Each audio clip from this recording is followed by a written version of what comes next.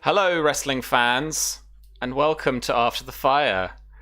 These people all hate me because we were debating, you guessed it, the whole wrestling controversy. But we're not going to talk about that. What we are going to talk about is that we are doing a battle episode of this game. I am nervous excited. I've been briefing them for the last half an hour. Susie can attest. And it is going to be freaking awesome. I'd like to take this opportunity to point out Susie's amazing beard. The brushstrokes are incredible. It's I'm legit jealous. I'm well Like jealous. if I could grow a beard, I think this would be the style I go for. You look hot, man. This I could pull it looks fucking A. It's better than my beard, man. Anyway, so why don't we go around to have a chat to all these lovely people who are all involved in this battle, even though only a few of the characters are. And then there's Symon, who is doing the good politics work, like over at Highgarden. Why don't we start with you, Jason? I usually just go straight to my right, but why don't we just start with you? How are you, my friend? I'm doing all right. I mean, can't complain. I don't have to learn any of the warfare rules, which I'm eminently thankful for, considering, good God, just looking through the book itself, Green Ronin is a wonderful publishing house. I don't know what happened, but there's some real wargame vibes in it, and and I think that's where it's kind of like the wargamer in me is like, oh, I understand this, and then the role player in me is like, I don't understand this. Yeah. But I think again, I'm just glad that that's their offices. This is not mine. But I mean, outside of that, I'm Jason, just Jason please on Twitter. I play Symon. And I know. I guess plugs at the end and all that, but sure. It's exciting stuff happening. But well, what have you been up to, and what have you got coming up? Well, been up to a little bit. Gonna be having, a lot of interesting scheduling things coming up pretty soon. Mondays, you can find me over at the Greyhawk channel in the mornings, and then alternating Mondays, you can find me over on Susie's channel, DMing Witcher game there, and then a Blades in the Dark game on the Greyhawk channel. Then on Tuesdays, since we're taking a little bit of a break for final rights, I'm actually going to be playing as a halfling by the name of Tarmin Jamjar. Oh my god, that is amazing. Yeah, I just found out my name because it's one of those one-shots where it's like the characters don't remember who they are and they have to find out through context exactly what's going on. I have a snow panther, so so keeping it after the fire there, mate. Yeah, it's a fun time there. You can find me, of course, here after the fire on Thursdays. I hope you know that by now. And then Friday's actually premiering tomorrow, which is the plugger was leaving for the end, but go for since it, we're on the subject, we'll do it twice. It's that good. Plug for Shattered Forge over at the We Are Nerdsmith Twitch channel, which is a stream sponsored by the award-winning service that is known as World Anvil. Yes. Shattered Forge is going to be a little bit of a multiplayer ROP that is going to traipse through some of the community worlds that have come through World Anvil, exploring mythos of various worlds that have been a part of published works or just personal pet projects for some of the most adamantly wonderful creators. I really can't wait to premiere it tomorrow. Actually, I can because I still need to write the opening spiel, but all things in good time. But for now, just happy to be here and happy to bear witness to this, our big battle. Sweet. Yeah, I can't wait. Thanks, man. Tom, how are you, friend? I'm okay. I'm very, very tired, but I'm okay. I'll make it through. If I fall asleep during the battle, please forgive me. We'll just scream at you until you wake up. Please, just scream. I'll just envision it's my men dying all around me. It's cool. I'm really excited to see this warfare actually played out. It's going to be a learning experience as we go, so if people could bear with us while we're just trying to get to grips with it. We've done the best we can to kind of ease the burden to share it out. Can I say what I'm going to be in control of? Yeah, sure. Why not? Okay, so tonight I'm going to be playing Sir Babblebrook, who is in charge of the rear of the column, which holds the Greenmont couriers, some Greenmont devoted, and also some peak archers. So that's what I've got. So a lot of range and interesting things. So we're going to see how that goes. But yeah, that's it for me. I just want to get into the fight. You know, I'm around on the internet if you want to check me out, Redent UK. But yeah, fight, please. Cool. And we are special guest joined today by Sir Gorman Peake. Well, Sam, thanks for having me. It's a long journey from the Reach up here. Not the England. I don't fucking know. Yeah, I'm playing everybody's favorite, Uncle Gormy. I'm going to be leading the Vanguard. I was joking that I wanted to have the rear because, of course, I did. That's my tier of joke. But I'm very excited to lead Peak Shitty's Crusaders and some dismounted cavalry. Definitely going to do some good battlefield murders. Looking forward to it. Yeah, I mean, you can find me on Twitter getting into trouble for hot takes and having notifications that are unusable for 2 days. Yeah, I'm just not going to even... Cool. It's been a week. Cool. You kill some imaginary folks on the battlefield. Feel better about yourself. The Lady of the Hour will be playing Lady Mara. Hello, V. Hi. Hello. Well, I'm playing Lady Mara / Lady Alistair. Alistair. Sure. Whichever, you know. They take turns. Yeah, this is going to be fun. I'm in charge of Tarly's infantry and his personal guard. Which is, somehow I'm in command of an army. And let me tell you, Virginia is not good at strategy. And Virginia is also really bad at remembering how dice rolls sometimes work in this game. So it's going to be a fun one, guys. Aren't you thankful I roped these people in to help you out? Because otherwise you'd be commanding 7 units. Otherwise, Sam, what you get is me just going, no, I know there's a D6 involved. Let's start there. No, it'll be fine. I'm sure somebody in chat will just feed me information of what I'm supposed to be doing. But yeah, I'm Virginia. You can find me on Twitter at Tabletop Horde. I help make and publish and develop RPGs. I work for Modiphius 9 to 5, and then outside of that, you find me here streaming. I'm running Judge Dredd on Fridays on Encounter Roleplay. Tomorrow, Beyond the Basics launches on DM's Guild, which I wrote 2 of the little adventures for. So please check that out. And Red Moon Role-Playing have just put out the first Descent into Avernus podcast that I'm on as well, playing a fun tiefling rogue. So if you look up Red Moon Role-Playing on Twitter or Facebook, you can find the link to that. And soon, Dungeons & Dragons Wizards of the Coast's podcast Into Avernus will be coming out for the episode that I'm in with Red Moon Role-Playing as well. Nice. Looking forward to it. Yeah, cool. All right. Well, we'll get into it in just a sec. First, let's talk to Mr. Jonathan Fry. How's your week been, my friend? It's been good. Look, I had really good plans for how this was going to go down today. Oliver was very careful. He thought things through. He thought, well, I'm close. I'm going to get there before everyone else. There's no way this could go wrong. I've seen Vulture's Roost. These guys are nothing. They're just drunk all the time. But I've seen the map, and I have a lot more concerns now than I did previously. But I'm excited to be back playing again. I'm excited to play Sir Oliver. This is probably the start of war, ? We'll see. I kind of hope so. Yeah, sure. Yeah, I love it. though. That should have been the title of the episode, War ? Yeah. But yeah, I'm really excited to be here, and I've been up to a lot of things, but I can talk more about that at the end after Sir Oliver is RIP. So. Oh no. Preemptive F's in chat, folks, for those who are about to fall.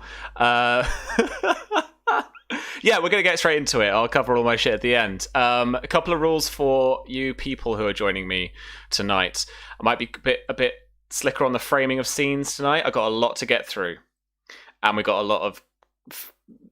not crunchy warfare, because I've tried to take the crunch out, but we've got a lot of warfare to get through too, and we're going to be jumping around a little bit. So... bear with me, and if you're suddenly like, wait, what? That's not quite how I wanted that to. Oh, okay, fine, I'm in the scene now. Like, if that happens, I apologize, but I need to we need to crack on. So, without further ado, let's start at Highgarden with Symon. You always do this to me. Always. No, set up the battle. You don't need to look anywhere near here. It's perfectly fine. All right, fine. Do your worst. Oh.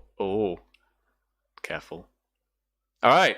Armed with the knowledge of these amended records, clutching them as you do under your robes, choosing the moment to strike with the evidence of this bureaucratic betrayal has been difficult. Court has not been sitting for the last few days amongst a whirlwind of knights gathering around Leo Longthorn and championing his sights for the prize at the Hand of the King's tournament in King's Landing. They've all left, and as you softly pace through the empty Great Hall, even your shallow footsteps and dampened by your robes echo slightly as you hear voices of Lady Elenya Tyrell and her daughter-in-law, Lady Ksenia. No, I told him, I would not go, not with Paita so young, the beauty beyond the mountains proclaims. I should sit in his stead, and all the laws of these lands say so, Dornish or Reacher.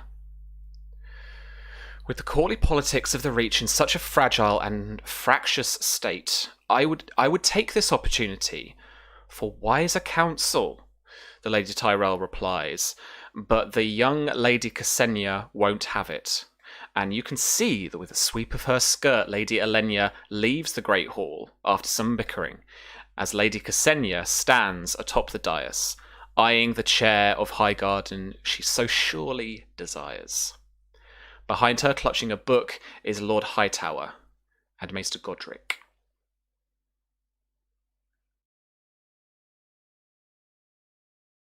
Fantastic. And I'm just here. Do they seem to regard my presence in any sort of way? No. Good. I'm going to basically just stay here, eavesdrop, and see if I get any information.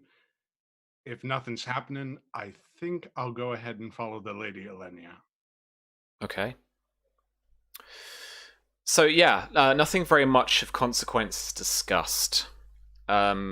A little about how if Lady Ksenia is going to sit in court, which is very entitled to do, and the lords and people of this small council for the Reach will abide by her decision, then they need to kind of prepare. They need to just let people know what's going on. There is some bureaucracy involved. There is a kind of order of the day that needs to be proclaimed, and stuff like that. So they're gonna make those preparations, and you don't feel like they're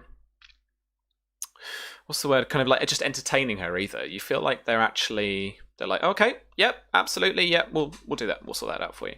So they're getting that ready, but without much consequence. Yeah, absolutely. You can follow the Lady Elenya. She ascends up one of the towers of the keep, up towards the small council chambers. I want to intercept her before she gets there. Like, even if dropping stealth and politeness, just literally just getting to her. Okay. Before anybody else. I tell you what, I will. I'll get you to roll stealth, and a failure is that's the cost you've already outlined. Is basically you have to be like, my lady, like have to stop her like overtly. Whereas if you can do it covertly, then you can just slip it. Well, you can frame it, but you could like slip in front of her and just kind of have a chat to her privately. All right, so just no bonus dice, just straight stealth. Yeah, so this is going to be a 8. 9. Nice. Okay. So the halls and corridors of this keep are markedly quieter now that Longthorn has left for the tourney. Courtiers are presumably keeping themselves to themselves or having kind of private dinners or tea or whatever. So you're able to slip past a few people. You manage to kind of get like a quicker route round, and you come face to face with her as she's about to step up into the tower itself, to step through the door to go up the steps. Dearest Lady Tyrell, I do so apologize for my appearance or my current stature. I wished to speak with you on a matter of some urgency. I'm immediately avoiding her gaze. Sure. And you are... My name is Symon. So you hear the shink of metal just as you see a guard step forward, and he's just drawn his sword just kind of 6 inches out of the hilt, and just standing there behind Lady Elenia. I understand, of course, that my presence is disconcerting to you, good sir, but I mean the lady no harm. And he stands staring at you, still as a rock. Oh, for God's sakes, man. Understand. I'm trying to provide her with information that is pertinent to the maintenance of this realm. Well, what is it? Well, I'll be reaching into my pocket right now and produce several documents, a palette that you might peruse.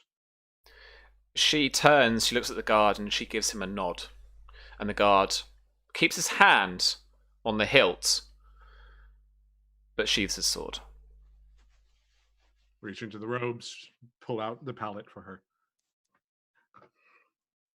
Taken directly from the records of Maester Godric. She doesn't touch it. She looks at it, kind of looks over it. I immediately present it to her as if I'm like some servant almost. Mm-hmm. As you can note, there are several alterations amidst some noble families, most notably, of course, and that which is present here, Peak, Tarley, and Costain. Well, what consequences of this? What do you want? Who are you?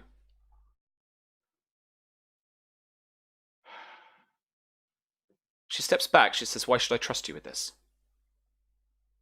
Ask Maester Godric. Everything that I say is truth. And though I am an ephemeral character, there have been several that know of my presence. The ladies Rowan and Crane, the Lady Dismera as well. And I traveled here with the Lord Oakhart, John and Alistair. He stops himself.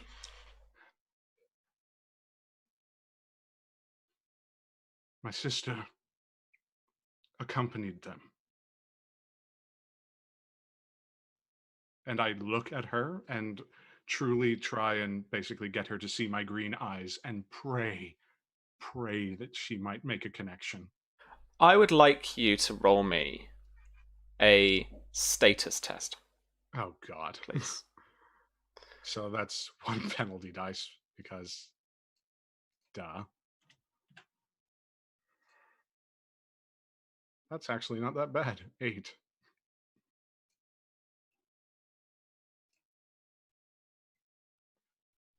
Both Lady Oakhart's brothers are dead. And her 2 new ones are but babes in arms. By legal right, I suppose this presumption is correct. But in actuality, I'm sorry.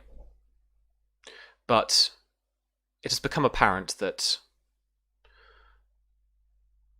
I do not have the authority to speak for this court now. You are speaking to the wrong Lady Tyrell. And she sweeps again her skirts, and the guard follows her. then you would Up the have steps. this kingdom burn. You say those words into an empty corridor as she takes the steps quickly.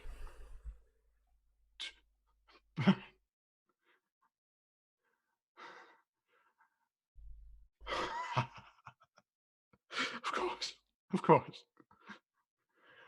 Mother of the Lord couldn't possibly do anything useful. Couldn't possibly.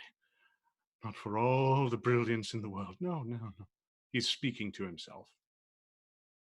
And he will immediately depart to find Lady Ksenia. Cool. Mara. In the crisp morning of the Red Mountains, long shadows are cast over the camp, high up in a mountaintop overlooking the Will mountain range.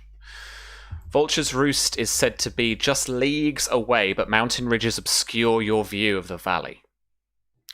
The dew up here in the fresh morning tickles your ankles under your woolen dress as the sound of swords in the training ring ring out into the air. In the centre of the camp's clearing, the young oak and Sir Samwell Tarley, the heir to Orhorn Hill, clash, armed head to foot in steel. Blunted swords thrash at wooden shields, and your husband is on the back foot.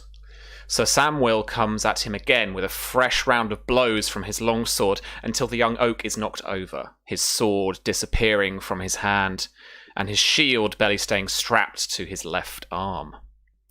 His hand goes up to yield, and both men pull up their visors and laugh heartily as Samwell pulls Lord Alistair up to his feet again. Speaking of the coming battle, as you approach. Allow quarter like that again, Lord Oak, and you'll be a dead man. And let us hope we do not fight in the morning. I have bested you in the afternoon, your husband jokes. This is the 12th time we have sparred, and you haven't bested me yet. They're kind of clapping each other on the back and lots of manly, fighty things. Mara just kind of waits for them to finish this up. She doesn't want to interrupt it, but she'll start making her way towards Alistair as that conversation winds down. V, I would like you to roll me 1d6. And on a 6, Yes. you are late. Damn it. V, would you like to burn a destiny point to re-roll that dice? Yeah, I would. Okay. You can burn a destiny point. It's gone. Forever. I'm okay with that. Reroll. I will take it off her sheet in a second. No.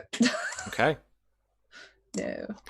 Your moon's blood is with you this week in the mountains, confirming that you aren't yet pregnant.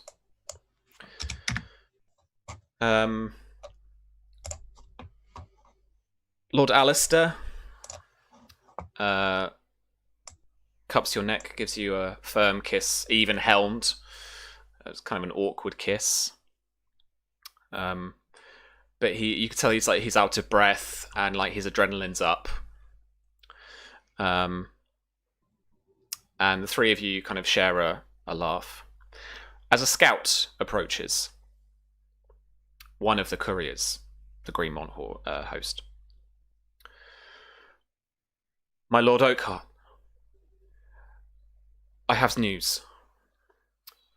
And for a second, just for a split second, you can see your husband is like, oh shit, that's me, right? And then he says to the scout, well, yes, of course, what is it? And he describes how they have discovered Vulture's Roost on a cliffside on the northern side of the Will River. They have also discovered and scouted out an Ironwood host of around 200 men that are on the eastern side, north of the river. Sorry, no, they're not actually. Sorry, they're up on a ridge again, like overlooking the Roost, some way away. They're camped, preparing for battle. I think Mara would, like, listening to this immediately as soon as the couriers finished talking, and just say, "Who leads the Ironwood forces? Do we know who their commander is?" Couldn't say, my lady. We did not want to get close enough to give away our position, just in case. She'll turn and look to Alistair and say, "The Lady Marcia said Sir Oliver was in these mountains with my sister."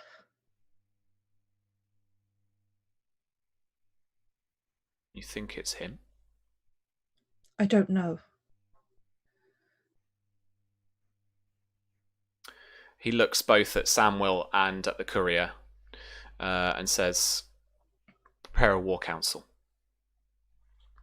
And we cut to the pavilion tent of the Oakheart camp,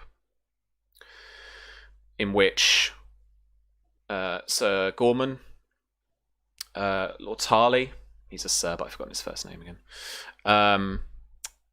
and you, amongst some other sergeants, are around a table where the scouts have drawn a very rough map of what the area around Vulture's Roost looks like.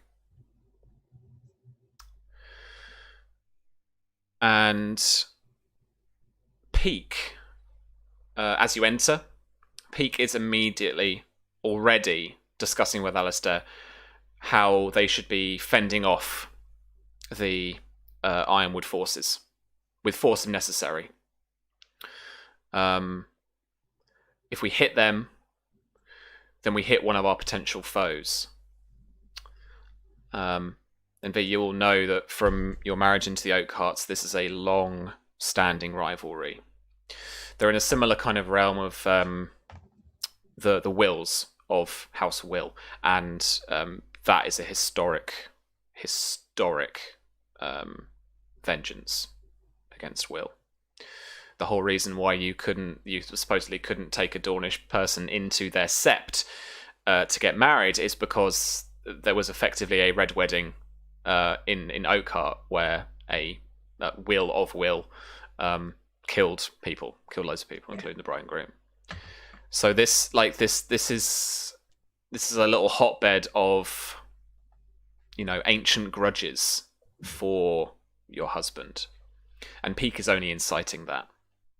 Lord Tarley is trying to convince Alistair to warn off the Ironwood host in a parley, so that they can defeat the Vultures, they can take the glory, they can, show people that they came here for a reason. What's your take on things? Mara will wait until they've kind of reached that point in the conversation where they're all looking at each other to see who speaks next and who smacks down whose idea. And she'll just walk over to Alistair, ignoring the both of them, and say, "I don't know much about war, except for the fact that I lost many to it. But Sir Oliver is in these mountains. And I know there has been a deep history here with scars that still bleed to this day. But if there is a chance that it is him with those forces, with my sister even, why would we waste time and men fighting against people who could be allies? I'm sure they don't take kindly to whatever's going on at this Vulture's Roost." Lord Peak says to a scout, "You say there were 200. And the scout confirms that was their estimate. And he says, My lady, we have a host of over 700 fighting men. And we need every one of them. Most of them veterans of the war. Good fighting men. Older, slower fighting men that we need every single one of, my lord. I doubt the Dornishmen are prepared for this. Prepared for us. Then why not join forces with the Ironwood forces? I doubt they're just camped out here for us. He just like kind of ignores that, speaks to your husband, and reiterates, these are an ancient enemy, my lord. Not and a they Dornishman, deserve your enemy, my and lord. they deserve to be treated as such. Is that so, Lord Peake? The Dornish, they're all your enemy. They all deserve to be treated as such. Yes. You're speaking to a woman whose mother was Dornish. You're speaking to a woman who stands in front of you here who is half Dornish. And I am the Lord Oakheart's wife. How would you treat me? You are a Greenmont, and on the right side of the mountains. Is that so? Well, my mother wasn't on the right side of the mountains when she was growing up as a girl. Oh, I can't say anything for your father's tastes.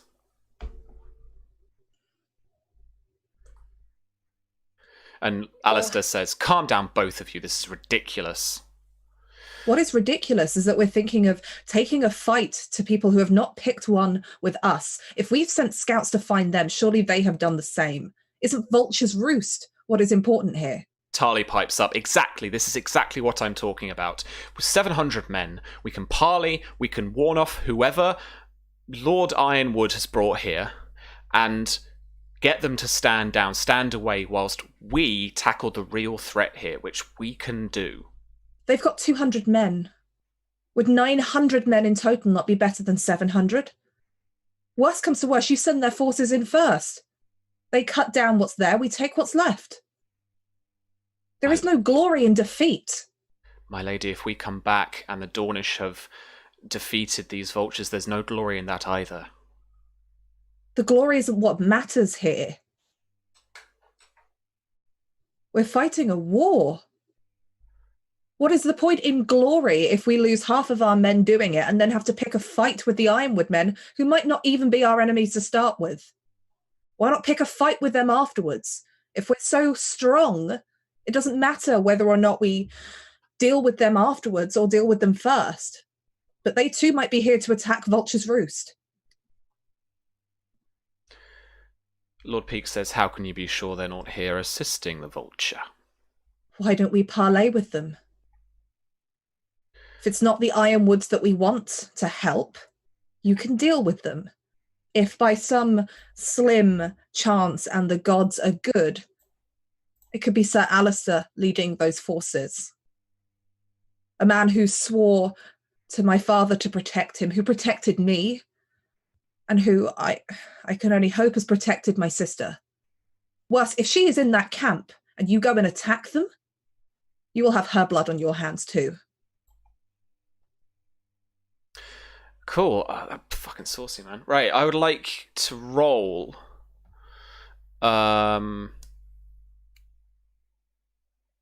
persuasion with whatever technique you were going for.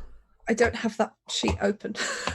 She'll be trying to convince him. Like, there is no question about this. There is nothing in her mind that says fighting a first army before going to fight the one you actually want to fight is a good idea. Why risk the loss and tire out all of your men on a pointless battle if you can avoid it? Susie, I should have just given you Gormy in the primary narrator characters. That might help. So persuasion, convince. Yeah, Susie, can you roll me persuasion insight, and I'll find Tarly and do that. I sure can. What do we think, gang? Some bonus dice. Bonus die for Mara, at least. Yeah. Mm-hmm. What? I think they both But get a bonus Gormy's dice. gonna have one for that dig. I mean, Oh, that was a low good blow. dig. Oof. You That know. needs at least one. Oof. All right, Sure. Susie, roll it with a bonus dice, and V, roll it with a bonus dice. Let me see what else I have to add to this. So this is I'm going to make this a straight up contest. So we're literally not rolling against his like passive will or anything. It's good. Highest score wins. 1, 2. That's a big old 7 from Uncle Gomi. It's 23. Cool. Fuck me. All right. All right. So what was your final suggestion, V? What do you want to happen next?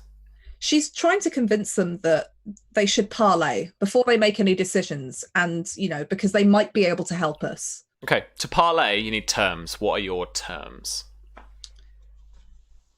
I would say that there's no fighting between the two camps. So if it is they're here to help with Vulture's Roost, it's that we want to lead that battle and we'd like their support. Okay, so they fall in basically. Yeah. But, okay. The payoff is that we're not going to start a fight with you here. We're both here for the same goal. Cool. Yeah. All right. Cool. Oliver. Traveling through the mountains west from the Stoneway has been hard on both horses and men. So much so that the horses have been abandoned at the last watchtower along the Stoneway before walking the narrow mountain trails and climbing its crooked peaks and valleys. The hard sun burning down on the ridges of these mountains has also slowed your progress. James, let us know what that's for, and we'll throw that in. Yes, so your progress has been slowed, and your soldiers are tired when they reach the crest of the Will River Valley. Setting up camp one final time to rest before a hard fight up to the cliff of Vulture's Roost, and build any siege equipment you might be able to scavenge from the local flora. They rest for the fight ahead. And one of your knights approaches from the main camp.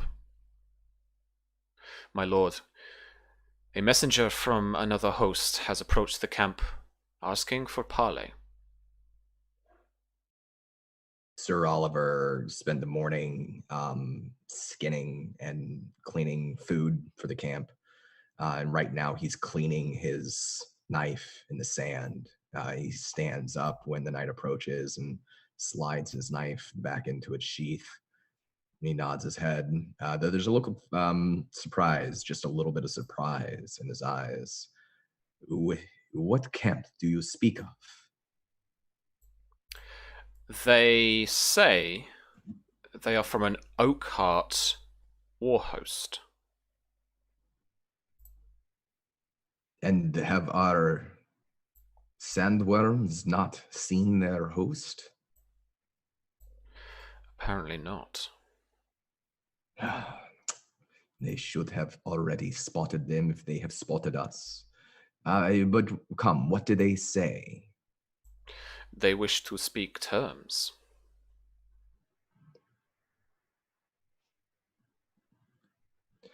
How far away are they? Just over the crest. Waiting for us. Under an Oakheart banner. Very well. He looks up at the sun. Is it like a sunny day? Is it cloudy? It's fairly clear into the evening. Okay. And tomorrow will undoubtedly be the day, as it were. Very well. Give these orders to the men. Continue to build their siege weapons. We will wait until the vultures are drunk tonight, as they drink every night, and we will strike them when they are least expecting. The sandworms will approach first. They will use the cover of night and the shadows to get in close, and only once they signal will we charge. In the meantime, I will take half of our knights to go parley with the Oakhearts and see what it is they can offer us. Can I call a veto on a night fight? Because Jesus Christ, there's a whole load of other rules that we have to then put in that I am not Yes. interested in. They will probably start drinking 2 hours ago, so we will wait until evening time and then we will strike. You could strike them at like dawn, like that. Okay. Like Oh, I think no, the siege weapons. They took will be really passed long, out. yeah. They will be very tired and drunk and passed out at dawn, and that is when we will strike. my lord, if you wish to strike that soon, we will not have the siege weapons finished. I have been inside Vulture's Roost. Prepare what you can. Our men are strong. They are brave, and we are better armed. We can take them. Very well. Okay. Thank you. And he will turn and put on his helmet so that he looks much like the other of the Order of Knights in his black copper armor. Mhm. And he'll mount his horse and wait for half of the knights to join him, and they'll go right off. Cool. All right. As you and a flank of 10 or so of your like Crusader cavalry march across the ridge, you see a small group surrounded by some personal guard in the green and red huntsman colours of the Tarleys. Standing in the middle of this small group, you recognise the young oak, Lord Alistair, and his wife, Lady Mara, is stood next to him.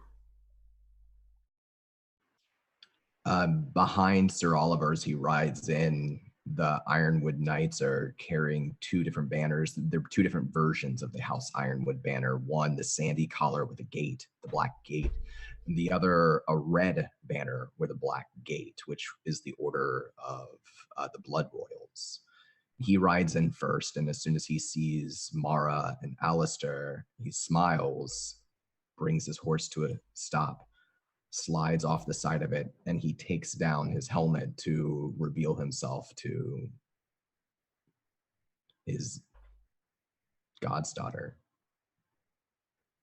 Mara watches this horse approach, and as soon as she realizes that it's Oliver, she's crying. She's holding on to Alistair by the arm, I imagine, with this arm and just shaking. And as soon as like the helm is off and you started walking towards, she ignores all of these personal guard, the fact that Alice is there, and just kind of comes over to you and is like, I didn't know if I'd ever see you again, and just like hugs you so tightly and like brings back, and she's like got her hands on your face and the front of your arm, and she's like, oh, you've recovered well. Oh, but of course I have. Please, no tears, no tears. My sister. Where is she? Is she with you? Is she at the... She is safe. She is safe. And she is not here. She's just like streaming tears, shaking. You hear your husband from behind you say, as much as I hate to break up a family reunion, we are here to speak terms. Oliver looks down to Mara and gives a reassuring smile, and he nods to her. She'll take your hand and just look at you with this look that just conveys, please just say yes. Like that's her face, is like, please. And kind of pats you one last time, and like wiping the tears away, goes back over to Alistair, who hopefully is like walking up and isn't just being a complete jerk just by standing there at a 10-foot distance. No, he's standing amongst his guards. And he says, across the gap, we are here for the Vulture King. But of course, why else would you be here, Lord Alistair? We are here with a force numbering upwards of 700 men. A mix of Peak, Tarley, Oakheart, and Greenmont warriors. I'm to understand that you have a host here of around 200 men. Oliver gives a short look around the other forces, the ones who are on Alistair's side. He doesn't look impressed, but he answers kindly. Yes, 200 ironwood men, the very best of our house. Our demands would be that you would link up with our forces and allow us to claim this Vulture King however we see fit. But you do understand that the Boneway and the Red Mountains, they are ironwood lands. It is our duty here to protect them. My lord, I know my history. And the ridge that we stand behind is claimed by House Will and their river. Are they here, then? Gods know. Well, I am glad to see you, and I would be happy to fight alongside your men. But I am Lord Oliver Ironwood, heir to House Ironwood. And I am here to do my duty. I will lead the Ironwood armies. I have been inside Vulture's Roost. I know what waits us there. You will of course command the Ironwood forces, my lord, but you will fall in under our banner. Why? Mara gives you a pleading look from kind of standing somewhere between you and Alistair. Why else but to claim the Vulture King for the southern ranges and the Reach? Well, that is very ambitious of you, and I appreciate again you being here. But I am afraid that I have already claimed the Vulture King. He will accompany me to Castle Ironwood and stand trial for what he has done. The both of you are on the same side. I agree. And if anyone here wants to claim the Vulture King, why we keep calling him that, I don't know. That's not his name. If anyone here should get to claim them, it should be me. It's my sister he stole. There's a little bit of a look of surprise when she says that, because he did not know that they knew who the Vulture King was. And he nods his head a couple of times. Yes, this is true. He did take your sister. But he must stand trial so that her name can be cleared. This is very important. Then perhaps you can allow our forces to capture the Vulture King. And perhaps we can then hand him over to the Ironwood forces to stand trial in Dawn. And perhaps we can foster some peace between these two places. The Oakwood forces, the Peak forces, the Tarley forces, they still get the glory of capturing this man, and the Ironwoods get the glory of taking him to trial. Is that not fair? Oliver says nothing. He's looking directly at Alistair. This isn't a negotiation. These are our demands. You fight with us,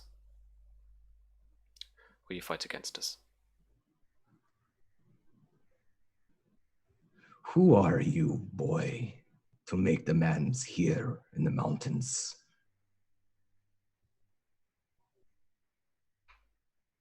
Maybe ask your ancestors. Come on, Mara. She's going to grab him by the hand and come in close so that it's private and kind of look at him. We can be better. We can be better. You can share this glory. You can foster peace, or you can carry on, allowing a scar to bleed, or you can let it heal. Think about the future. We will have children someday. They will take over this house. Do you want them to inherit a legacy of blood or a legacy of peace that their father started?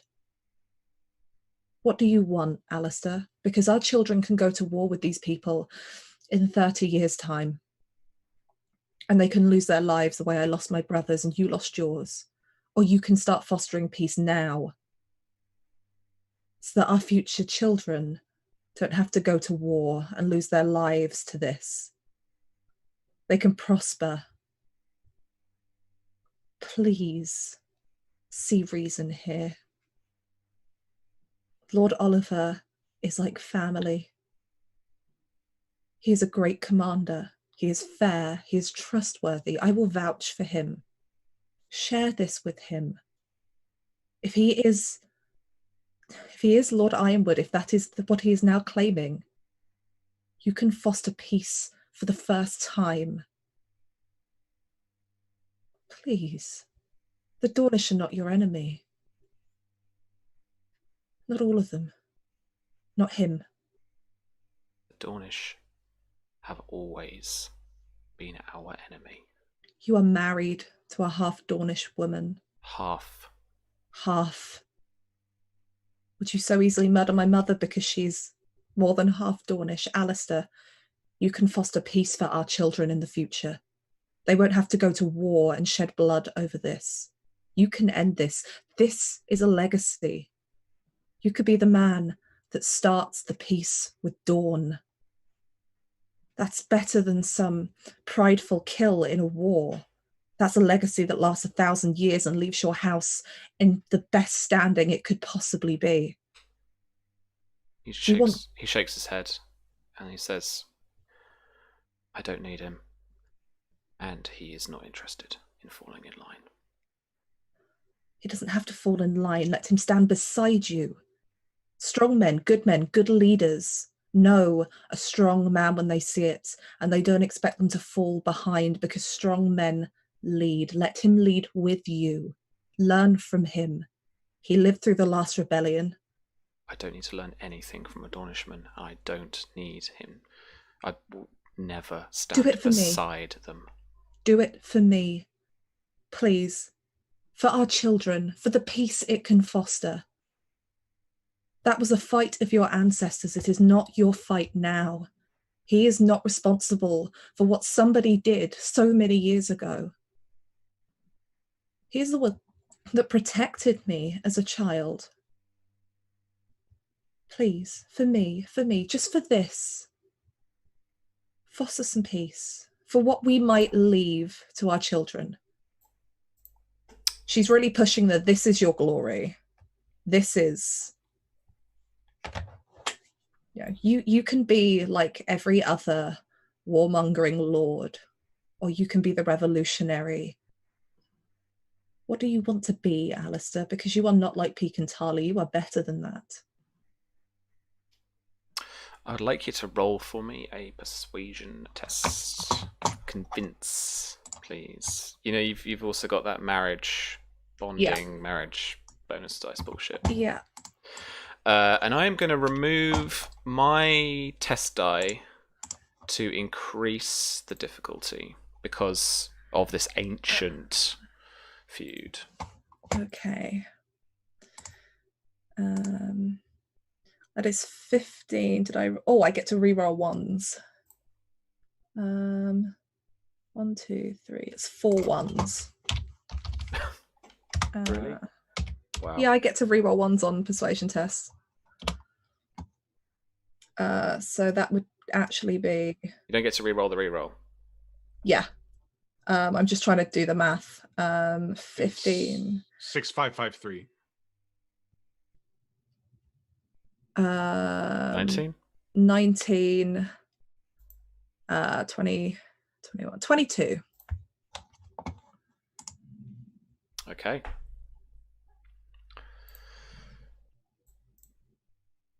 So what is it that you would want him to agree to?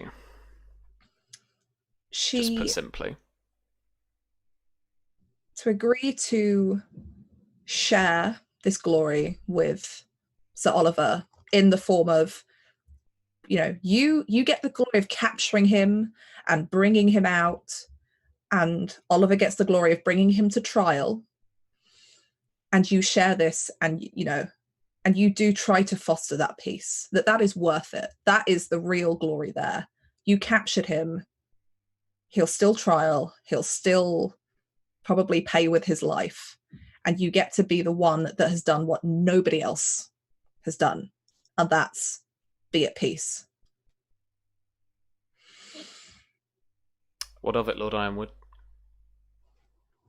We lead in his capture, and we hand him over to you to stand trial. Can you ensure me that your men will capture him and not kill him? I can. Have you ever led an army into battle before, Lord Alistair? He didn't say anything. Sir Oliver, no one will betray this. I asked my husband here to bring me his head. So believe me when he says he'll keep his word. He's never broken it to me, not once. I believe you, and I believe that you intend to keep your word. But we are playing with my God's daughter's life.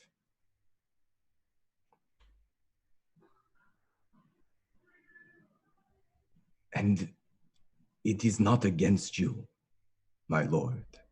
You are young and strong, I am sure. You will have many chances to fight and to lead in battle. But I am a knight of the Seven Kingdoms. I have fought in wars. I know Vulture's Roost.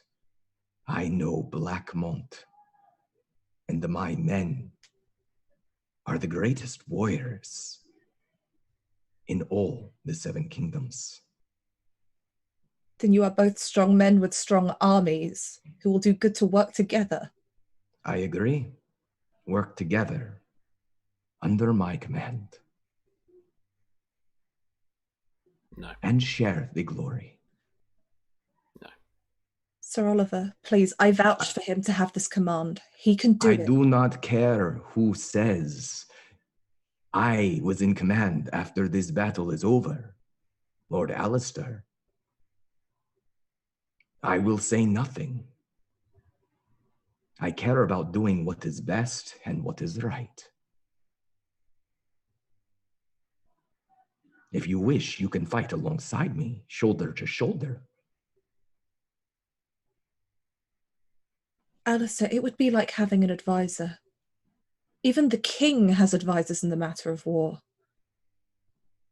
Sir Oliver is the best advisor you will have here, better than Peake and Tarley.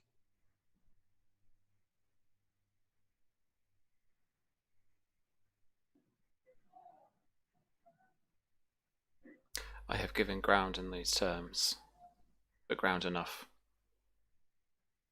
He begins to turn. He says, Mara, come on. Sir Oliver, please, let him command, and you can advise. He's a clever man, a good man, and a strong leader. And only he can command these forces. You can't. They won't listen to you. You know that. He is the one they'll listen to, and he will listen to you. Where is Lord Peake? Where is Lord Tarley? They are at camp. Please just agree to these terms, or there'll be so much more bloodshed here than anybody needs. And Miria doesn't benefit from any of it.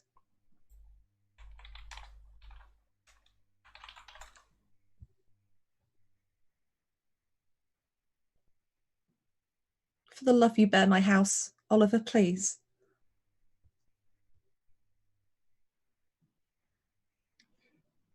Dorn does not bend.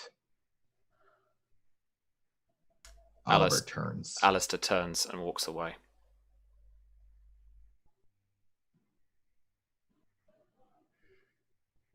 Oliver will get on top of his horse. He puts his helmet back on top of his head. And he looks down to Mara. And he says very meaningfully, "We will attack.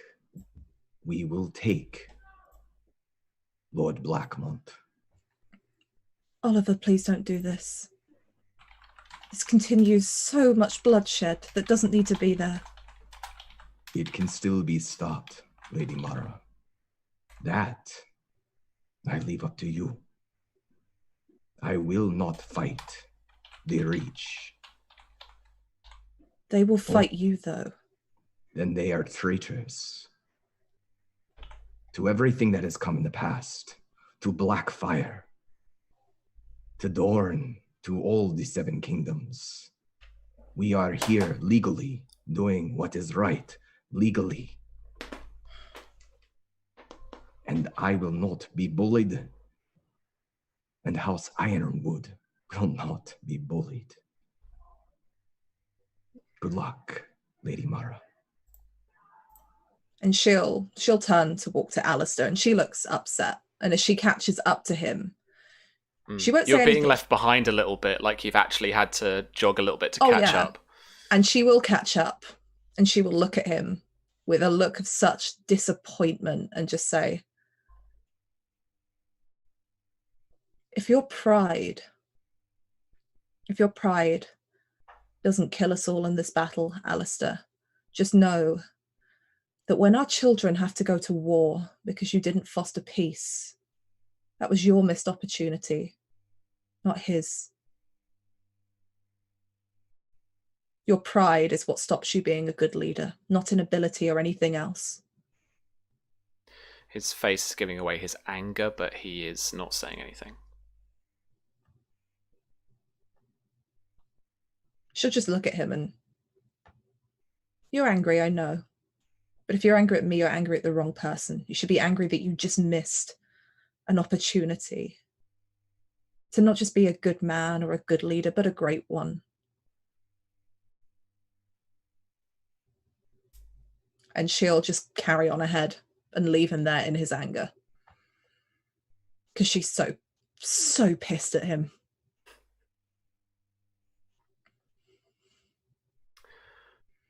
Symon. Yeah, boss?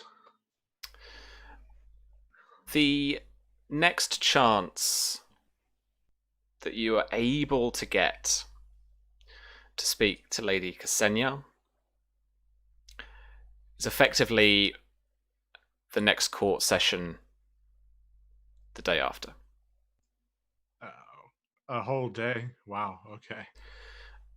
It is a quiet court. There are only probably a quarter of the lords and courtiers, ladies here that would be normally. Some probably still here at the castle, just not sitting. Some having head off to the tourney. But as you kind of make your way around the back of the court, the Great Hall, just seeing who's around, judging the happenings and the readings, any proclamations and stuff like that. You're touched on the top of your arm by somebody. Symon. Symon Greenmont. Who speaks? My name is Sir Rob the Red. I've come from Fox Hollow. You speak in lovely tones and you speak of names that I recognize. Who are you? Red Rob from Fox Hollow. I'm going to look at him very pointedly. And try to read him. Cool. This is like an empathy kind of read, or is this Yeah. like trying to make his face, as in recognize his face? No, because looking at him, I know he'd be too young, right? Like there's. I think so. Yeah. Just. It'd be very difficult to just recognize him. Yeah, so this will be an empathy check.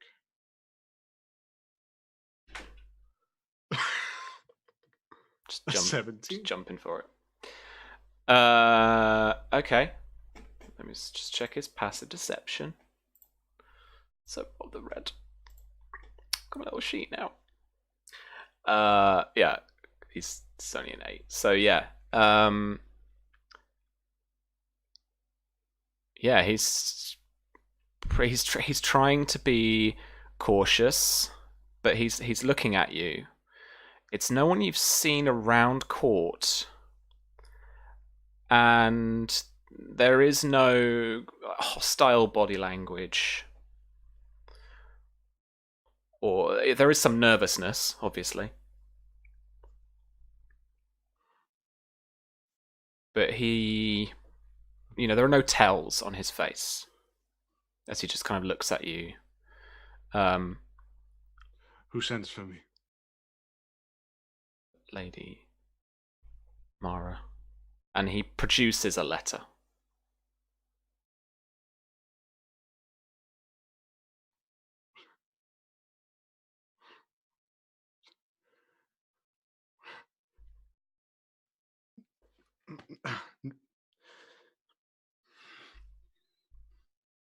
He's going to just snatch the letter from his hand.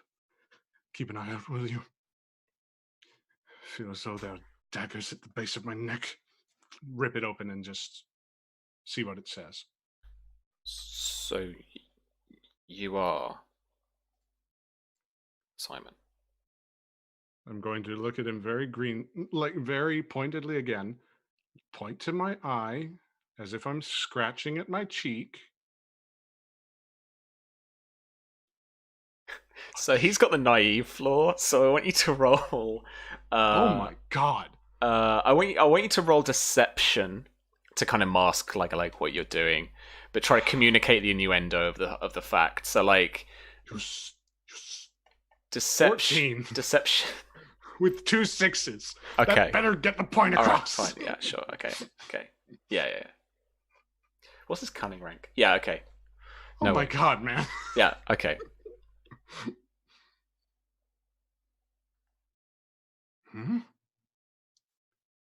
He steps back and he has a little look around him. Not so blitheringly obvious. Ugh. Just look to the sheet. I mean, like, he was proper casual about it as well, though. That's the thing. It was almost like kind of Bronn-like. He was just kind of like... Even then, nope, not... Symon still just looks to the letter and just like, come on, please, for the love of God. If this is a lie, then I run. If this is the truth, I don't know. Cool. So this one's on V, because she didn't send me the letter. Do you want me just to tell you what it says? Yes. Okay.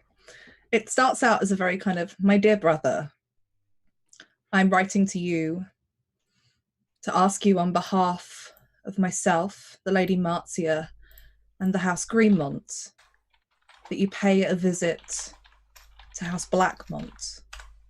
There have been developments with our sister, and it is important that you meet with House Blackmont, to which Lord Blackmont is currently missing. I am riding to Vulture's Roost with Alistair, with a host of Tarley and Peak men, Oakheart men and Greenmont fighters. Brother, I beg you, please do this for me, for our house. I have done all that I can there. While the Lady Marcia gave birth and recovered, I held the house for her. But now I have to ensure that the man who took our sister, who ruined her reputation, pays for his crimes. Please, for me, visit the House Blackmont. Check in on our cousins. Symon, I beg you, this may be the last letter I send you. If things do not go well at Vulture's Roost, I will be caught up with the host, and any fate that it suffers.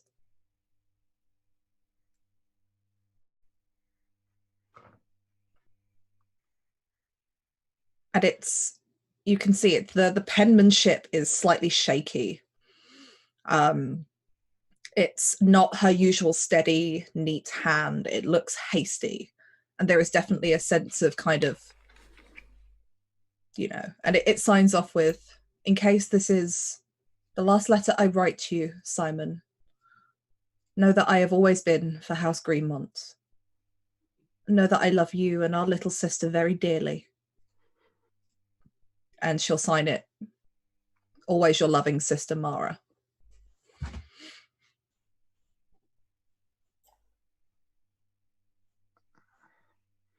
There's a shallowness to his affect as he reads.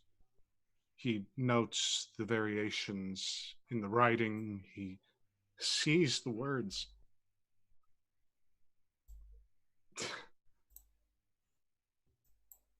Rob would probably be the first to note that there's just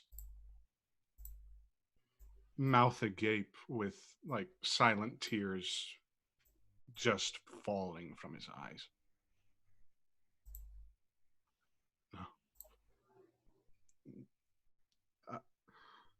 Are you all right? Of course not. He's going to pause himself, and he'll note, if Rob is smart enough, he'll note that there's a white-knuckled clench on Symon's knee.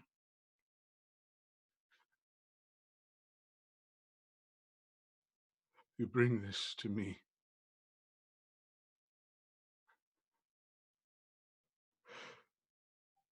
At quite a delicate time, young man.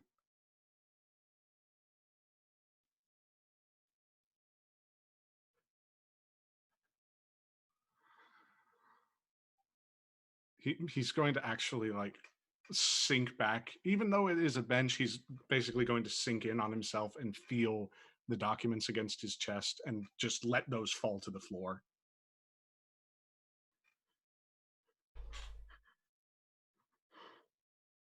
Rob's kind of looking down at them like, what the fuck was that?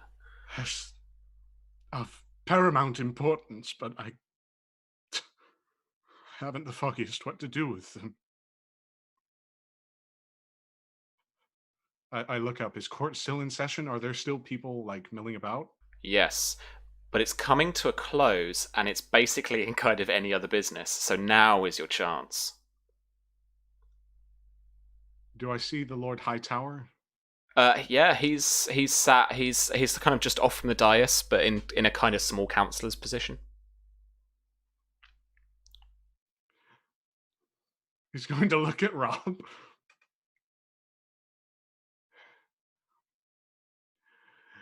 You say you work on behalf of my sister, yes? I'm to take you back. Good.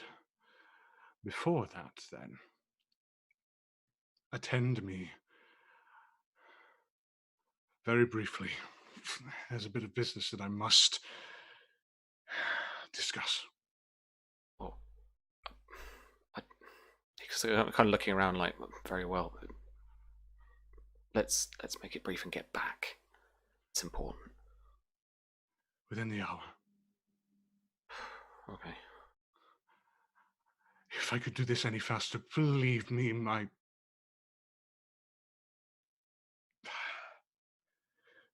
pains would be greatly lessened.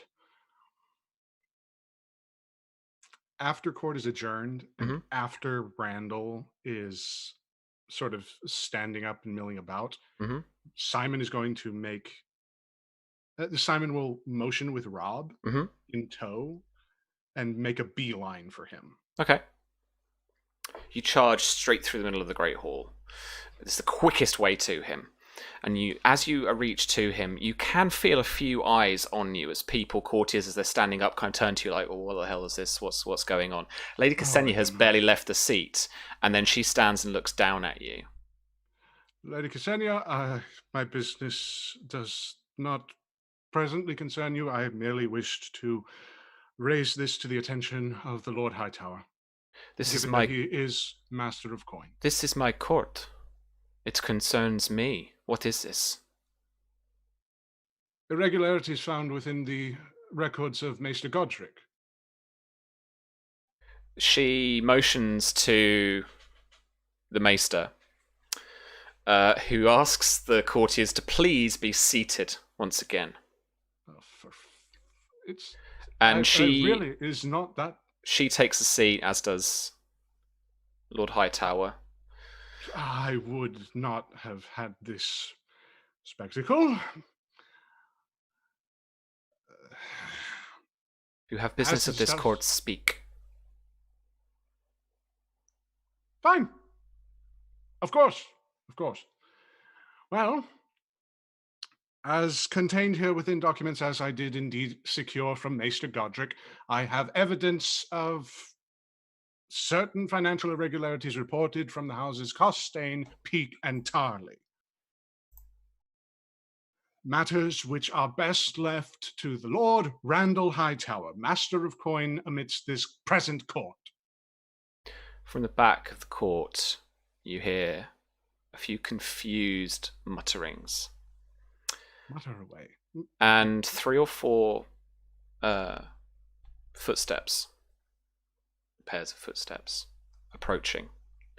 And they stop within about 10, 15 feet of you. I'm going to look to Rob. I neglected to mention, I hope you keep a level head, and go back to Lady Ksenia. Understand that I bring this as a friend of the court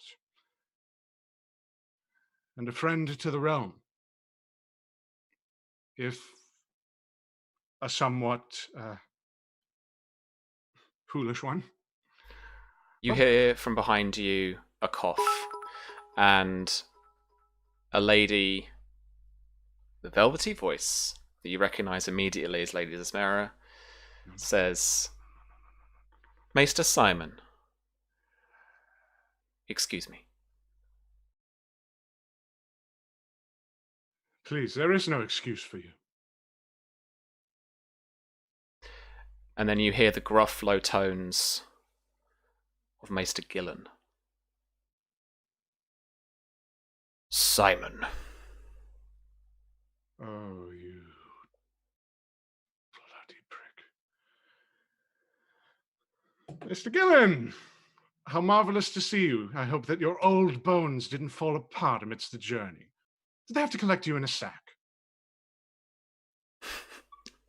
I'd like you to roll a status breeding test for me, please. Oh, fuck off. 1 penalty dice. Hey, 11.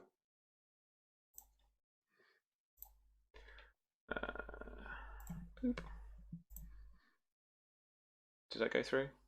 Oh, no bonus dice, no penalty dice. Boop. Wow. A 1, a 1, a 1, and a 2. Jesus Christ. I did it! I go first! Yeah, man. Let me get my maester up here, though. Nope, you don't need to. It's okay. Oh. I bet he does better than her. It's going to be crazy if he does, isn't it? 11. Alright, so yeah, you're going to go first. She's not going to actually go, but you do have a target as well, depending on who you want to influence. You do have Lady Ksenia. So if you want to convince her of stuff, you can too. She's got composure. I'm going to. Okay, yeah, that'll. So pick your technique. So I figured out, having run this game for years and reading the rules on Intrigue maybe a week ago for one final time, after last week's Intrigue, I've realised the rhythm they want you to run this game at. So I'd like you to pick your technique. This technique is going to inform your roleplay. Then we roleplay a scene, and then we do our actions. All right. Technique will be persuasion, I guess. Or no, wait, from the list? Yeah, from the list. So like, yes. It won't be read target. It won't be consider, because I need to get at the forefront of this very bad situation. I mean, it's kind of my fault. We're still on here, aren't we? There you go. Oh, look, the consequences of my own actions. All right. I know, right? However, V just gave you a bonus dice. Yay, thanks. Charlie needs a stress bio. And I believe James gave you a bonus dice too. James, so nice. Thanks. Okay, let's do. Gotta say, I love the manic Symon. I'm all about that. 2 bonus dice for you, sir. There you go. No, so don't worry about your action just yet, because that could be informed by some of the roleplay. Pick your technique. So this could be seduce, convince, insight, intimidation. One of those from the persuasion specialties. Bargain. Just bargain. Straight up bargain. Okay. So you're going to exchange something for another. Perfect. Okay. Yeah. Okay, cool. I'll pick mine. And Lady Desmera presents, just to start the actual exchange off, Lady Desmera presents to court. This is Maester Symon Greenmont. My lady has been conspiring presence in your court, conspiring against your family and its rule of the Reach. What have you to say for yourself? Patent falsehoods. All of them, obviously. I do admit, however, I am He stills himself once again.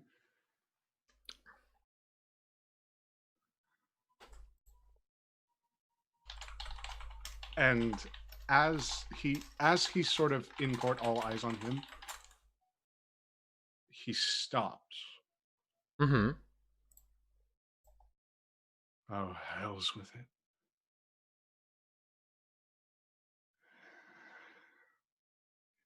Doesn't matter.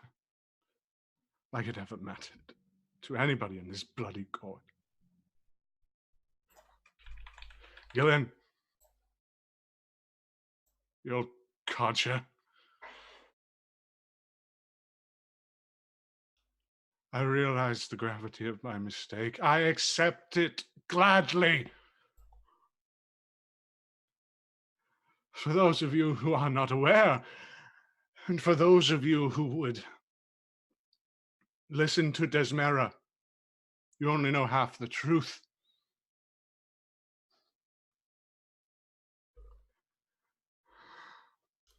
I admit I am who she says, Symon Greenmont. Freely and gladly. From the maester's chains, I bore myself, seeing terror and pain course across this land. Terror and pain that robbed my sisters of sanity, that robbed my brothers of their lives.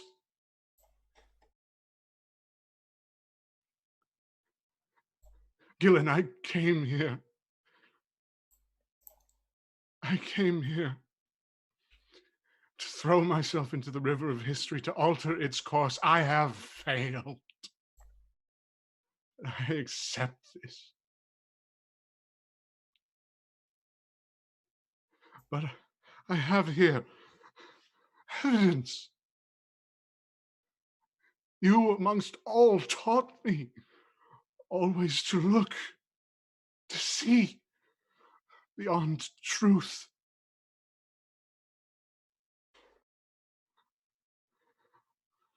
You know the truth of it.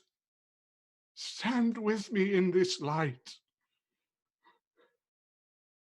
and I will accept any consequences Citadel bestows upon me.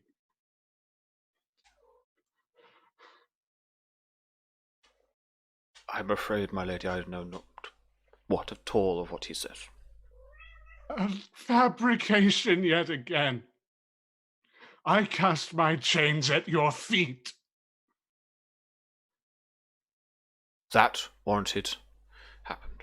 This fabrication, documentation, or anything, I know nothing. Of course you do not, because you have not paid attention! Listen and hear. Friend, please.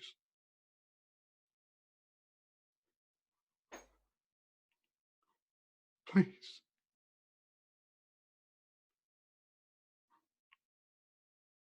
He'll just stand there with the documents. Cool. Let's make some actions. So I'm going to try and influence, but you take the first turn here. Bargain. This is completely genuine, so there's that. And Sure. Who are you targeting? Gillen.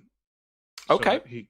So that he can at least get off of the side of Dismera and, for the love of all gods, be kind to me, even as I failed him.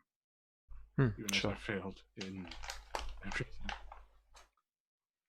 I'm going to use one of those bonus dice. Well, you've been bought 3 in the course of that, and you've got a test die. Oh, good. I'm probably going to need all those. Cool. So you're going to use one of these. One of the bonus dice. And I am going to give you another one. We've got some. Very kind of you. We've got some of the juiciest fruits in this session, guys. This is wow. Okay, roll the bones for me, there, mate. 16. Okay, that is 2 degrees of success. 8 points of damage due to my cunning rank. Cool. And yeah, so bargain comes off. Oh god, sorry, it's all going to fall off in a sec. Bargain comes off of cunning. Yeah, right. Cool, perfect. I thought you meant because it was a benefit. There was benefit or something. Nope. But that is fine. Let me adjust that. So what was it? 8. 8 points in total. of composure damage. Cool.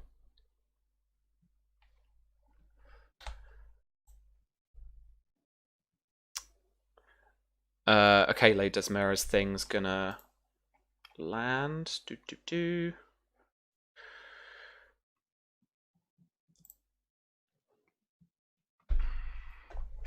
Sorry, one sec. Okie dokie. Boop. Oh yeah, it doesn't really matter, does it? She's gonna roll a 23 against Lady Ksenia. Just grab that for now. So many tabs open now, man. I tell you. Oh, wait a minute. I forgot. Add your modifier. Yes. Disposition modifier. Yeah. +1. So actually 17? Okay. So still 2 degrees of success. Yep. Yeah, there's no dice in that, I'm afraid, man. Oh well. So that's there. Oof. This is 3 degrees. 3 degrees, and then will rank.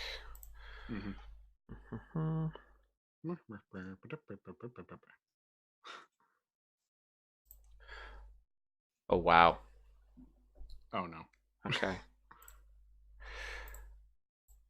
Lady Ksenia stands, points to her garrison, says, "Guards, secure this man." And you are taken by both hands, either side. Rob puts a hand to his sword hilt. Oh, stop it, you idiot! What, will you fight 100 men? Fight your way through Highgarden!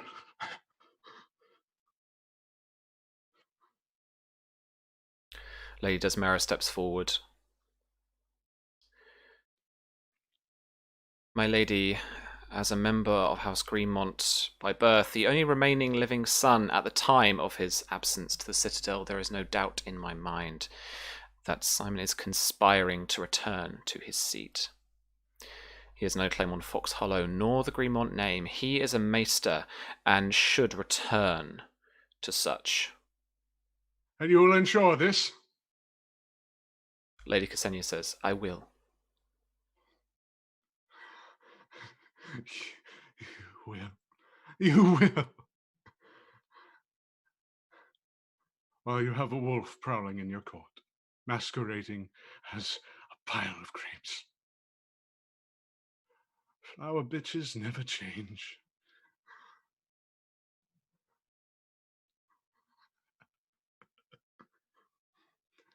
This is the side of history you're on, Gillen. I hope you're proud, and I hope that by all rights, you're able to sleep soundly.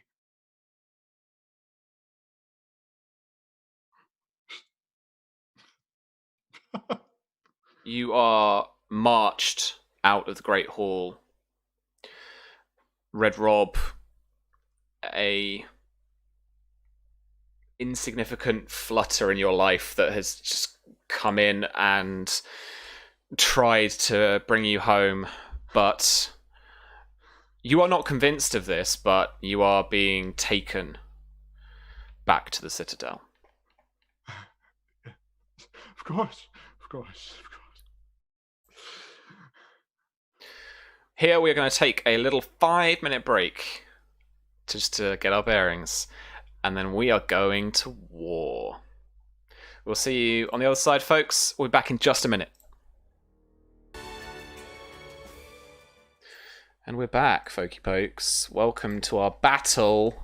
It's time. People on the screen, you can see your units. Don't look at the old Twitch stream though, because I've got my GM overlay on, and I got my units up where they should be. You can see. Let me just zoom out a little bit for people, benefit of people back home. Oh god, that was quite high. That was quite a lot. So we've got this battle map here. You can see at the top. You've got the cliff ridge where you see the little spiky bits, all thanks to Susie's artwork. It's like a cliff bit. So you could scale that. You could try to scale that. It's a good. What did we work out earlier, Tom? It's like quite high. Yeah. So because it was in yards, I think it was about 78 foot up, something like that. It's friggin' high.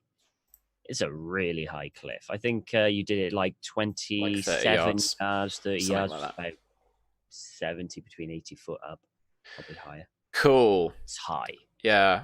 As Don said earlier, it's only like 7d6 falling damage. Yeah. That's fine.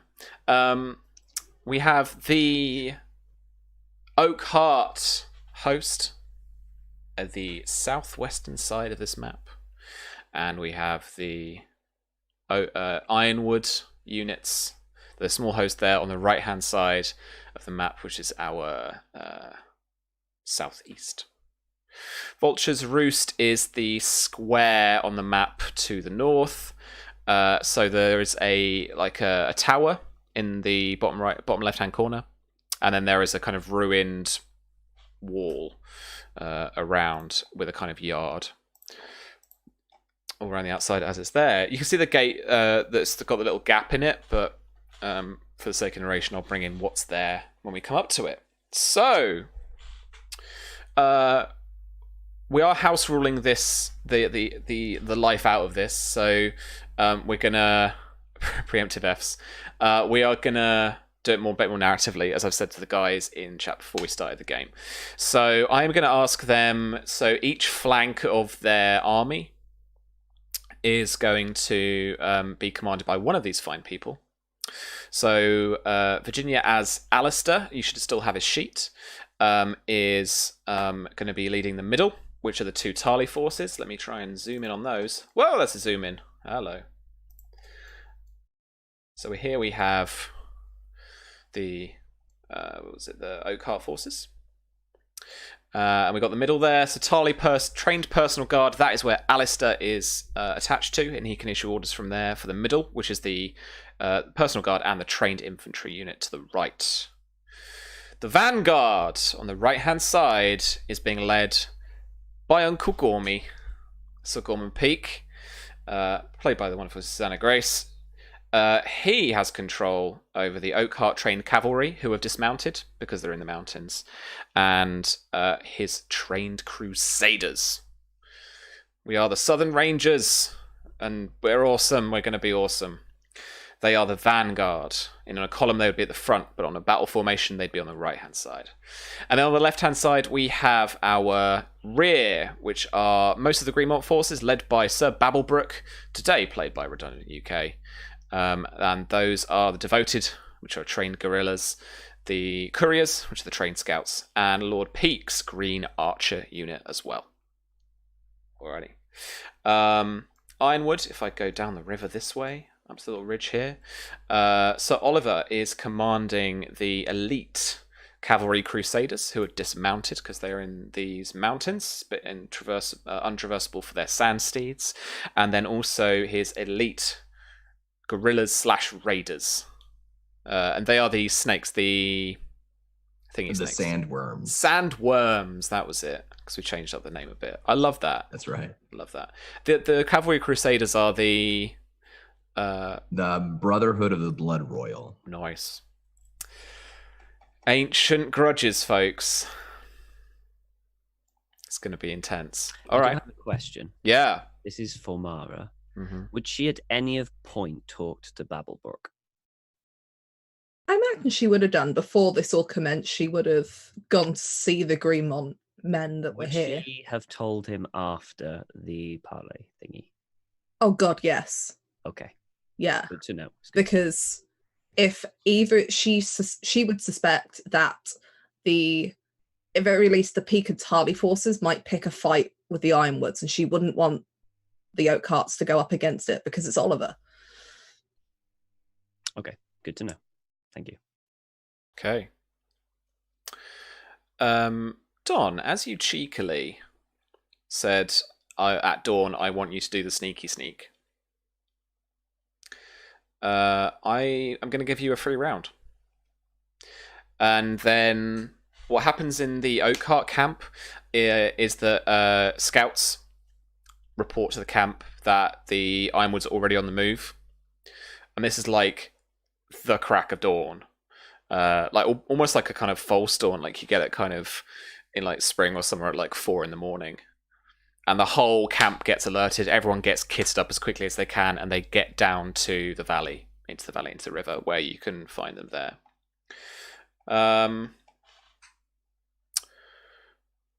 Don, what is your overlying strategy? What's your kind of standing orders for your units? What do you want them to do, unless you tell them otherwise? So I think Oliver definitely would have tried to have at some point in the night scouts from the Sandworms, just get a general sense of the area, not just the Vulture's Roost itself, but also where the other encampment is. And my understanding is this blue line here is like a river.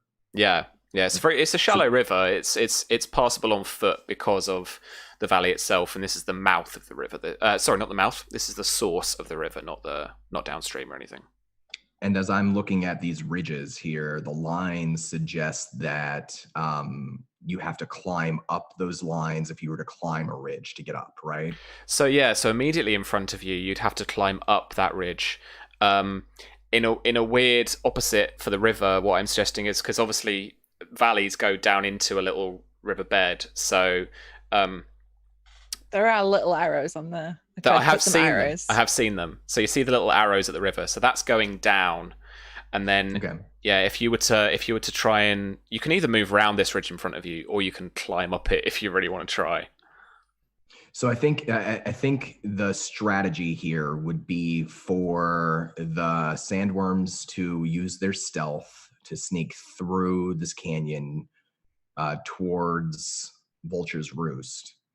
And the knights, the Order of the Blood Royals, would wait until, you know, they had left a certain period of time, and then they would go towards, there's this ridge here. I don't know if you can see my ping or not. Maybe not. I didn't see that. Try again. How do I ping? What am I? Is it control? Just hold down the button. Oh, okay. Oh, It's yeah. been a while. Yeah. So like right here where there would be cover against archers, Sure. they would wait there for the sandworms to provide a signal, and then they would come around and charge the Roost. Okay. Let's put them there, and I want you to roll stealth for me. Stealth for the gorillas. Yeah. Okay. So the cavalry are joining them, are they? They're gonna. Okay, yeah. So the cavalry are waiting behind until they've gone past that ridge.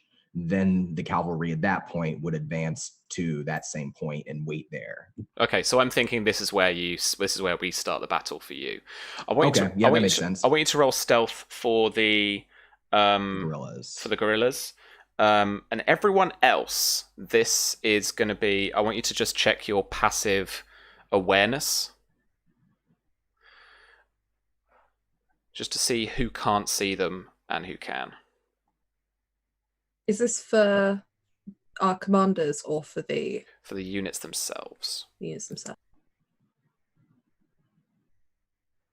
So that'll be a 14 on stealth for the gorillas. What's the highest awareness that we've got? Anything beat the 14? How would I know? It would take a. It would take a. Is? It's the little number on the character sheet next to the big ability score. Oh, No? yeah.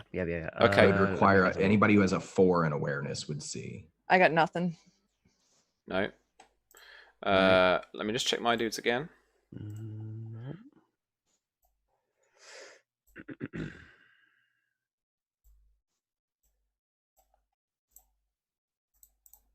You are... Nope, nothing this way. Okay. You are good. So, they head down that way, and then your cavalry are, your dismounted cavalry are at the ridge, just in that line there. At which point you would see the Oakhart force coming down the valley towards the river. At which point they arrive there. You hear a horn blast from Vulture's Roost. The Oakhart horde hosts see in front of them up this cliff, this broken, ancient kind of first men like tower that looks like it's almost grown out of this cliff, that juts out dangerously, precariously. Anyone to fall from this tower would fall to their death. There is a small wall, not a good big curtain wall, but a fair wall around, seemingly kind of on that ridge that goes to a probably 100 or so yards, and then probably cuts back around into a yard. Cool. So I would like you folks fairly kind of simultaneously that the three of you can talk amongst yourselves whilst Sir Oliver decides his first bunch of orders. Don, where are you placing Sir Oliver? More with the cavalry, dismounted cavalry, or more with the guerrillas? He's with the knights. Okay. And his orders are for the sandworms to sneak close to the Vulture's Roost, avoiding, trying to keep close to the wall so that they can't be hit by archers very easily. Sure. And then to give a signal when they charge the Roost or if they come under attack. And meanwhile, Oliver, once he sees them disappear around the second ridge, would begin to advance his forces on the ground to that second ridge where the sandworms currently are. Okay. And folks in the Oakhart host, where are you placing your kind of heroes? So Alistair is firmly in the personal guard in the middle. Folks, are you, say, Tom, are you actually, do you want to set Babblebrook attached to a unit and just let the standing orders fulfill themselves, or did you want him to actually like lead the rear and command them to do stuff? Babblebrook will lead the rear and command them to do stuff. Oh, that was, I think, a destiny point from Charlie. Who's that for? Let us know who that is for. Oliver. Probably. It's for one die to Babblebrook. Oh, one die to Ironwood too. Oh wow. Okay. Right. Okay. Cool. Sorry. So Tom. Yes. Sorry. What do you want to attach him, or do you want him to be in command? He's gonna command. Okay. Cool. So he is basically, as what you might call him 40k 10 years ago, an independent character. So he's on his Todd. Gormy, where are you? Are you attached to a unit? Are you letting the standing orders fulfill themselves, or are you going to? I think command. Gormy is attaching himself to his Crusaders, and let the standing orders work for the Occult Cavalry. Okay, cool. So you won't issue any orders yourself. This will be down to. Wait, Oliver got one, and who got one? Ironwood and Babblebrook. Okay. Babblebrook. Okay. Oh wait, yeah. If he is attached to a unit, he doesn't do orders, does he? He does not. All right, he's not attaching. Okay, he will command. You will command. Cool. All right. Just getting my test die sorted. Sorry, folks. Lovely jubbly. All right. Here we go.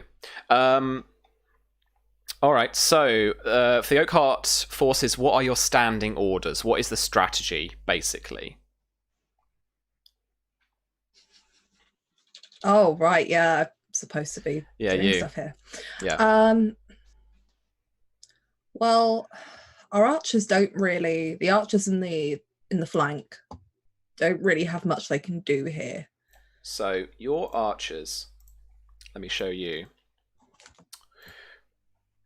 I make them, I kind of made them orange, but that's not going to show up on here. I'll make them the aura. Let's see if it works. So they got 200-yard range, which is that. Right. Do you all see that? No. I see it. Tom, you see it. No. All right. I can see it. Oh, cool. Okay. Important people can see it. Wow. Sweet. So that is their range. So they could actually, probably just moving across this river, probably actually hit Vulture's Roost. I have missed, and I know there's a lot of discussion right now, but we're trying to set this up. I have missed siege equipment. So you guys have an option to have either... Oh, man. James has donated $15 for stuff I don't know what for, but we'll find out in a second. Right, so you have an option of ladders or a ram, and this will cost, I think, some land from either of you. So let me check.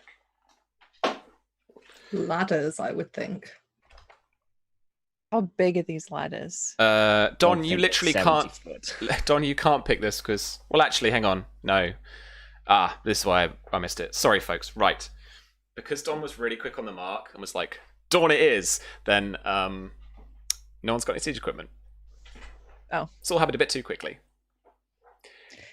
You dangled ladders in front of us, Sam, and then you took them away. Yeah, no, literally. Like, you guys were prepping ladders, and, like, they were half-made, and people were working, like, some support, some engineers were working through the night, and then it was like, nope, they're attacking now, we got to go, and everyone's like, fuck, God, like, rushing down there, right? So, no siege equipment for anybody. I'm thinking that perhaps we have the flank move up so that they can fire on that ridge. So move the rear up, yeah. Yeah, which means the vanguard and the forces that Alistair are leading have got cover while they make their way up that pass. Okay. I don't know. I'm referring to my other commanders, sir. Can I just suggest that is quite high up, and the archers may not even be able to reach there, or they'll be sitting ducks for their archers for the thing. So I suppose you could put them on the ridge to the left. I don't know how high that is. Do you mean like but, that ridge there? Yeah, but they might get peppered as you do that. Yeah. Because I imagine Vulture's Roost is even higher still than that I ridge. think it's higher, and but it's way easier to fire down than it is to fire up. Yeah. Yeah. Either that we'd be or- sitting ducks. We move along the river this way, stay out of reach of the archers here, and hope that this here gives us a bit more cover, but that's a choke point. What we can do, like you said, is go across the ridge and we can situate the archers where the ironwoods were, and then we can get quite a nice little cover of the melee. But that's just, Yeah, I would have the archers where Ironwood is right now, so they can cover the rear and like launch over the top. Yeah, and just keep close to, I guess, this wall here. Yeah. And then once they've got cover, the Vanguard and Alistair's forces can move up into this section. And do some smushing. See, that choke point works pretty good for us here. That ridge on the left is a bit of a... But we do have some big-ass rocks right there, which is quite useful. I will say I do have gorillas, and their athletics is 4. They're pretty good, and they've got quite good stealth. You could send them to scale the cliff, but it's very risky. They could fall and die. They will most likely fall and die, but you are the commander. We're just advising you. Yep. I quite like your advice of getting our archers here, Mm-hmm. and then using that to cover the choke point. I think that's our best bet at this point because everyone's on foot, so they're going to have an advantage no matter what we move or where. So I think we kind of just have to go for it. I think our best bet is to get up out of this valley as soon as possible because fighting on a fucking hill is the worst if you're at the bottom. We need to get ourselves up here somewhere. So let's do that. So James is giving me a destiny point for the Vulture King. Of course he would. Of course he would. Sure. All right. Folks, you should be able to move your own tokens. So move them, just check my measuring here, just move them about 100 yards or so. I think, because you want to end up somewhere around here, right? No, we're going this way. We're going along the ridge. We're going along the river. Yeah, we're going to go, hopefully. Quick question. Yep. What's that, just behind the thing? What's that kind of area? Oh, it's like a little bank. Cross there. I would go across all the way on this side of the river and cross there behind the cover of the hill. Yeah. That's what I would do. Okay, so that's what Babblebrook suggests. This is the rear, right? And they're going to head all the way over here. Yeah. Yes. Okay, so the furthest we're looking is about 400 yards movement. So what's the middle doing? I imagine that all of us are doing the same, right? We want to get off of this bank. Mm-hmm. Okay. So I think all 3 lots of forces, if Susie agrees, is making their way up to here. Okay. Yep. All right. Although I wonder, would Alistair just want to go for it, though? If I'm playing a character. Because the Ironwoods are attacking. In that case, you could have the archers move up to where we said, but have the middle and Vanguard move up in the middle. If Alistair wants to just go that way. So have the archers take the ridge and we move under them. Yeah. Matt, let us know what that $30 was for, because Jesus Christ. Holy shit. This is going to be big. 2 destiny points to the Vulture King. We got to move some. All right, so if you folks want to move your units over to that bank or wherever you're going there, right? Oh, shit. I think, Don, that allows, basically unimpeded, that allows you to move as far up towards the keep as you like. Or like the walls as you like. Because you're not going to clash anybody until you get there. Mm-hmm. So do I need to make another stealth check for the gorillas? No, you don't. So Sam, just to make sure, that's pretty much how far they could get in one thing, right? They're not running. They're doing a formation across the thing. Yeah. That's about far they can get. Yeah. Cool. All right. So the Ironwood movement's good there. So the Ironwood forces are moving up low to the ground, and they're like, I imagine you've got a bit of maybe like camouflage gear the sand of So- your actual like tabards is probably helping too. They're Yeah. covered in sand. Their Yes. hands are covered in sand to give them good grip on their spears. They are wearing red and black leather armor that is meant to specifically blend them into the Red Mountains. They're moving along the inside of the wall, and if they see units outside of Vulture's Roost, Which they do. what do they look like? You've got like a mob of those kind of mercenary type raider characters that you've seen before. Shabby looking armor, but all decked out with like swords and rough shields, all slamming the shields, goading you into attacking them, like screaming at you, readying think themselves it's- for a fight. It's about, I think it's like 180, 200 sandworms moving along the wall. That's the majority of their army. Their knights are a little more elite, but I think there's only like 25 of them or something, 20 of them. And once they see the vultures, do the vultures see them? Well, I mean, we've got quite a few yards here, so there's a bit of distance. They're kind of there's some clashing of swords and shields, but it doesn't look like they've spotted you. However, Okay. a hail of arrows comes down on top of the worms. Oh no. Yeah. My drink, sorry.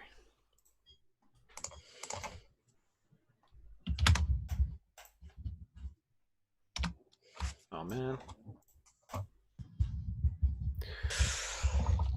Do they have any sort of cover from the mountainside, or are they just completely exposed?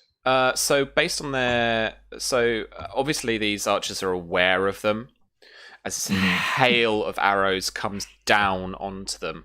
I mean, they're hugging the cliff, but this is quite a sparse ridge, and like people have said, I can't remember if it was actually on stream or not. Like this is almost like a kind of murder hole choke point, naturally set in the mountains. So as they're slowly trying to make their way up the cliff face carefully and quietly, but still trying to keep at a good pace, this rain of arrows just come down onto them, and I'm afraid there's not really much good cover they can take advantage of. So as the rain comes down, I guess immediately they'll counterattack. They're within distance of that unit on the outside by launching spears at the vultures who are sort of clashing their weapons and their shields, and one horn will sound out. Or do I have to make a command to see if they actually follow through? Well, let me just deal this damage. So the Oh, there it is. marksmanship damage is 6. What's your Alright. what's their combat defense, the gorillas? 6. So 21 take away 6 is 15, 3 degrees, I want to say. Is that 18 damage? I believe how so. that works? Let me just double check this again. So if your combat defense is 8, did you say? 6. 6. So 6 to 11 is 1 degree. 12 is 21. Yeah, it's 3 degrees. If it was 16 or more, left over it was 4 degrees. So 3 degrees of success, and their damage is 6 per degree, because this is based off their agility. So these guys are +2. very good. These guys are very good archers. They are out.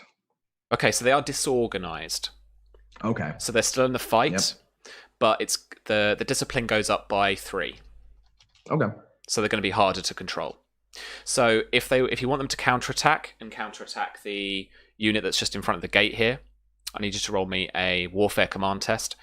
As you scream up, send runners to counterattack for them to basically leap up out of kind of stealth and charge these guys down.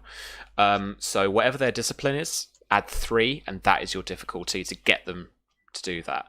There's guys, there's like arrows have gone through guys and just pin them to rocks in some position as this little like hail of cloud of arrows just descends on the unit from the tower. Do I have any bonus dice? Did any bonus dice come in? I saw something come in. You've got a test die. A test die. Yeah. Okay. I'm gonna hold on to that, and I'm gonna roll my warfare command. 11. And they have a discipline with the +3. It's a discipline of 9. So okay. That's a success. Cool. So, just resolve this then. Move them in contact with the unit. And they use they're ranged too. They're short range. So you just want to launch. You just want them to attack. They're throwing spears. Cool. Like they get pinned to the back to the wall, and a number of them go down. They begin to disorganize, and then they start to rally around. And they all launch spears before they begin to charge in a little bit closer. All right. So this will be a marksmanship test. Yeah, make that marksmanship test for me. All right.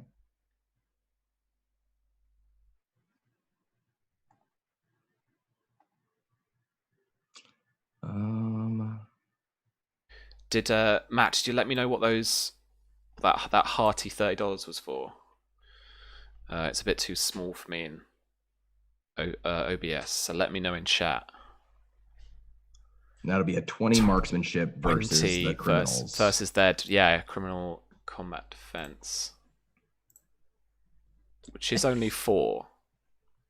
So that'll be 4 degrees of success, a total of 20 damage. Jesus.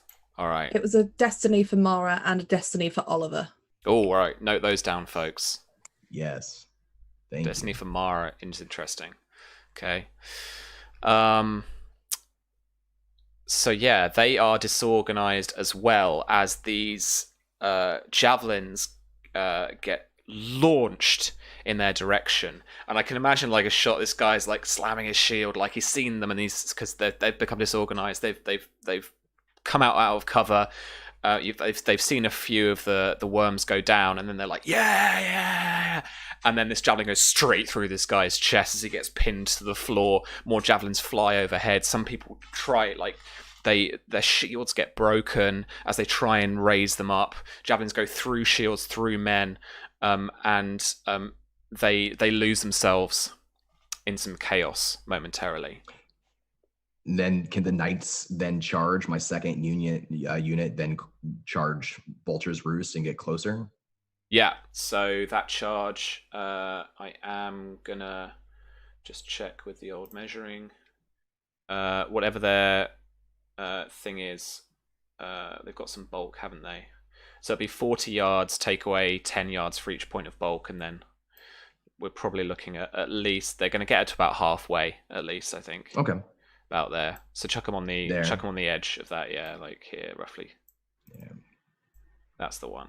That's the ticket. All right. Perfect. So, and Oliver's leading that charge in the front of these knights, and they're used to fighting on horseback, but they're not just lancers. They're charging and they're shining, not sandy. They've taken the time this morning to clean their armor. They're shining black copper armor. They've got their helms on, and they've all got halberds in hand, and they're very, very organized. Each step of their run matches each other person's step. All right. As the Oakheart host sees the Ironwood force rush the door, what are your next moves? So, I think the plan is for me and Susie to basically sprint to get into this choke point as soon as, and try and get the archers up over here to cover the vanguard going in. Okay. So wait, move them over there for me into that choke point you wanted to. move your rear to where you wanted them to be covered, and then we'll move the Ironwood forces in and resolve some of that. It's 120 yards for sprinting, right? Just move them in, and maybe we'll do it because that's where you're trying to get to. So let's get you there, and then maybe let's do a couple of rounds of the Ironwood forces beating the crap out of the Vulture forces. Okay, Virginia, I'm out of range there. Do you want me to move up until I'm in range? If you're if the rear is going to be actually the first thing that's moving up along, say along this area, or will you kind of be along this area? I think we were picturing that they were kind of here to cover the van moving in behind them and coming round, right? Okay. Mm-hmm. They are out of range there by probably We're out of range by quite a bit. Another third, or like I would need to advance further to actually hit anything. All right, let's leave you guys there for now. Okay. And you guys can maybe chat in Zoom and figure out exactly what's going on there.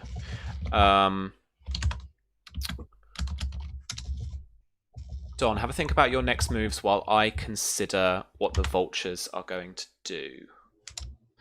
I got him. Yeah? All right. Yep. What's your plan of attack?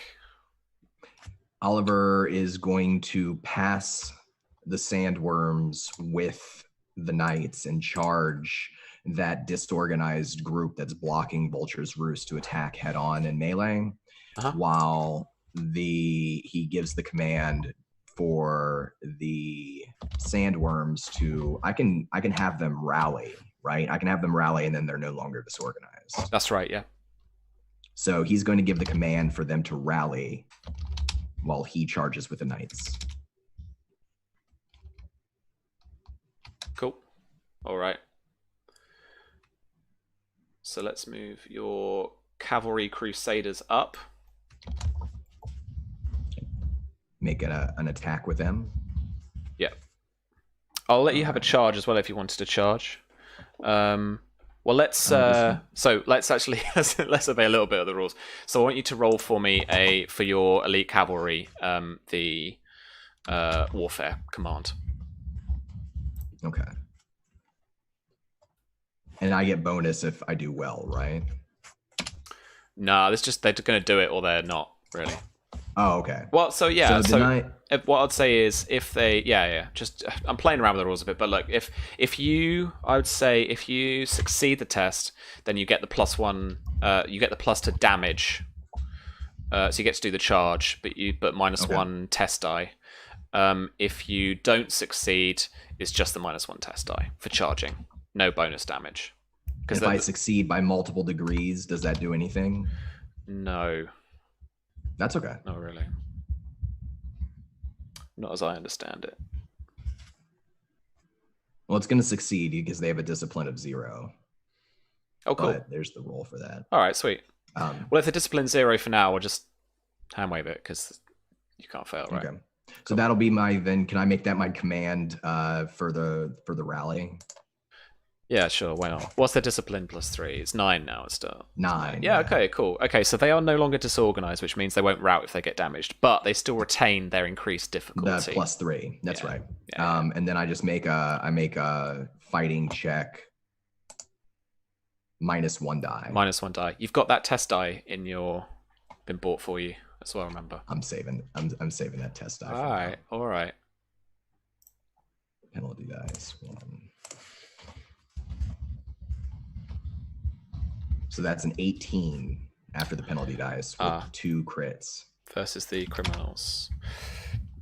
They are disorganized already, and their combat defense is only 4, so they are going to take damage again. It doesn't matter how much damage, to be honest, with warfare. Now they're routing. Now they're routing, and they are routing inside of their gate. Okay, so Oliver charges. He leads the charge of these knights, calls out the order, and the sandworms begin to regroup and reform, gather another round of javelins and spears. And Oliver's the first to swing the halberd. And I imagine a head comes off with the first swing, and then the knights are upon this disorganized group, and they are just merciless and efficient, pushing them back like just a throng of these criminals, pushing them back into Vulture's Roost as they make their way towards the door. Yeah, you start moving a few yards at a time, just keeping up with these guys. And then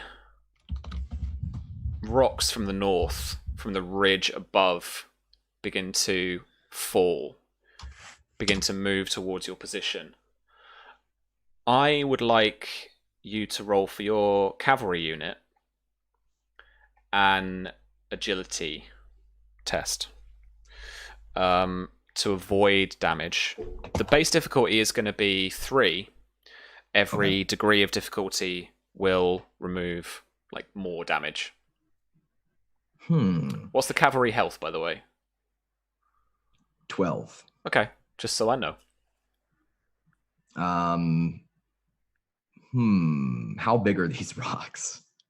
Like boulders, mate. We're talking Indiana Jones, like, and they're falling down towards the entire unit. You see the little like gaggle of rocks here? Yeah, I see it. Some things moved them, and they're now falling in your direction. I'm gonna use my test die on this one. Okay. So we'll just roll 3d6.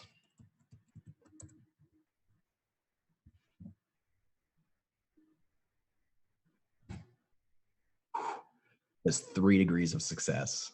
Okay, cool. So with that, they are going to take. They would take 3 damage. What's your armor rating? Oh, I've got that in this. I prepped for this. I got the little thing. Yeah, it's 9. 9, right? So they don't take any damage. Yeah. So, people like dodge out the way of the boulders. That you hear cries of "Move out! Trap!" And they're kind of equally moving forward, moving back, dodging the traps. A couple of guys get hit by smaller rocks, but thankfully slowly stand up with their half plate just dented with their pride. And then the guerrillas, yeah, as you say, are kind of like rearming themselves for another shot. From behind those rocks, you, if I can get to my GM overlay, finally see another group of these scabby-looking vulture raiders. And I am going to roll an order for another of these. Oh, damn it. You know what I didn't do is move Blackmont's NPC over to this game. Ah! This sucks. Okay. Let's do that. I got a dude.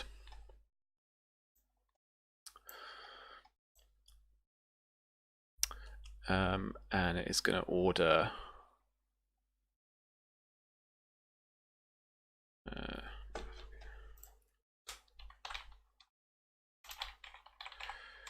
I'm going to roll this to get the archers to fire once more.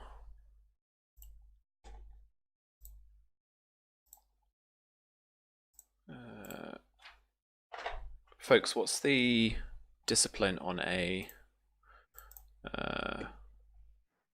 was it trained archers? Elite 6? archers.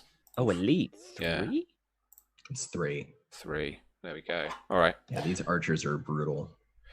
So they're good. And they're going to fire down on the cavalry crusaders. All right. So let me roll that. 18 against their combat defense. Yeah, that's going to be 4 degrees of success. 4 degrees. Mm-hmm. With a 24 damage. Yeah. All right. They are disorganized. Okay. Can I spend a destiny point to do anything in warfare? I don't think in this instance right now. Maybe not. There aren't any Okay. warfare specific ones either. Can I use? Does Oliver's? Can I raise if he's attached to the unit? Can I raise their defense by +5 if I use his anointed? But you're not attached to the unit because you're having to command because the I'm guerrillas. commanding.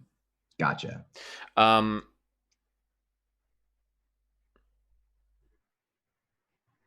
Okay, well, I can't give you 2 points of damage if you're not attached, because then I'd just be breaking my own rules. So no. Okay. So yeah, as you dodge out of the way, you move back to try and keep some cohesion between your cavalry unit and your guerrillas, so that you have eyes on both. And as you step back, you see this hail of arrow fire rain down on the Crusaders as several of your men get hit in the weak points of their armor through the neck, taken a couple in the knee, and then into the visor, into the head.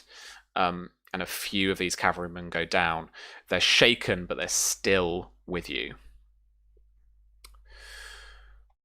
Back over to the Greenmont host. What would you like to do? So we've kind of had a plan, and that is have the oh my gosh, names have just gone.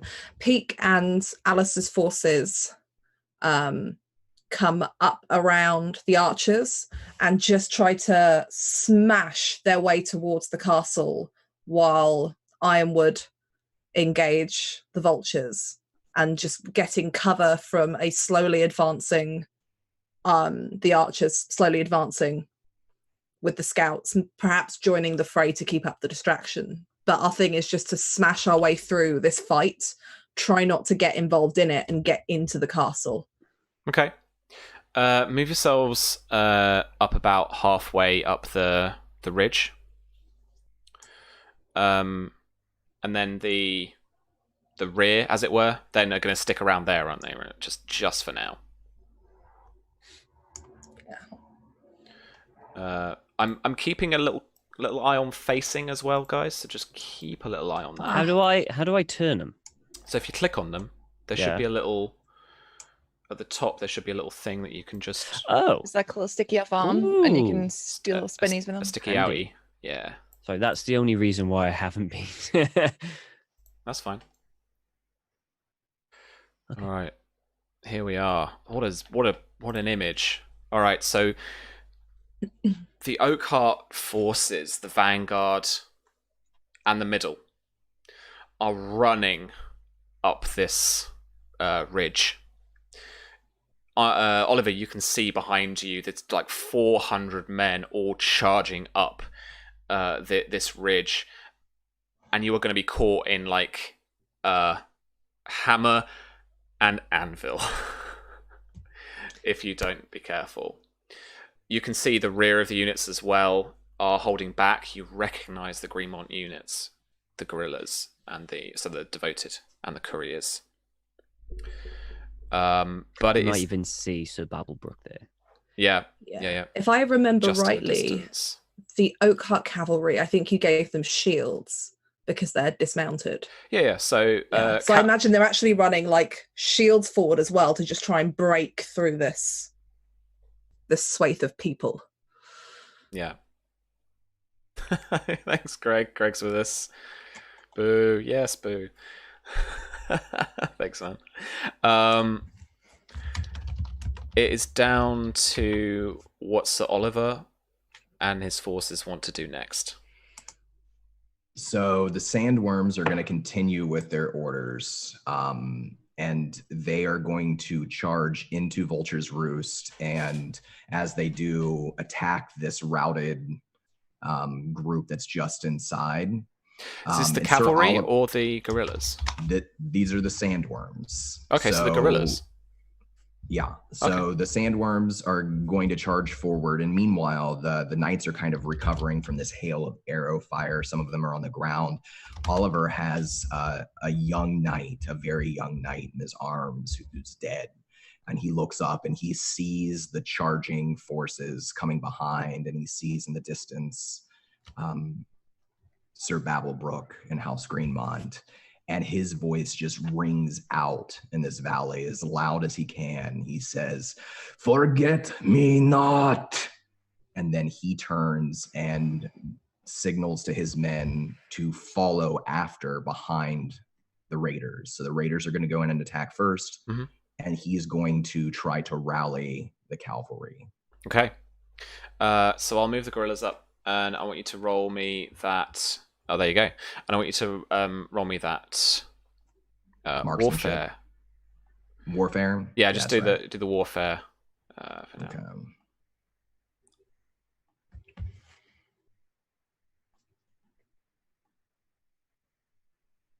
15. Is that good with even with a +3? So that the difficult would be 3, wouldn't it? I think because you said it was 0 the before. gorillas are 9. So that's fine. I was treating the gorillas more as a standing order. So your cavalry, you're trying to regroup. So yeah, that's just a 3 then. Cool. Okay. Perfect. Yeah. So they regroup. They form up behind the sandworms, and the sandworms. Do I make my attack roll here? Yeah. Okay.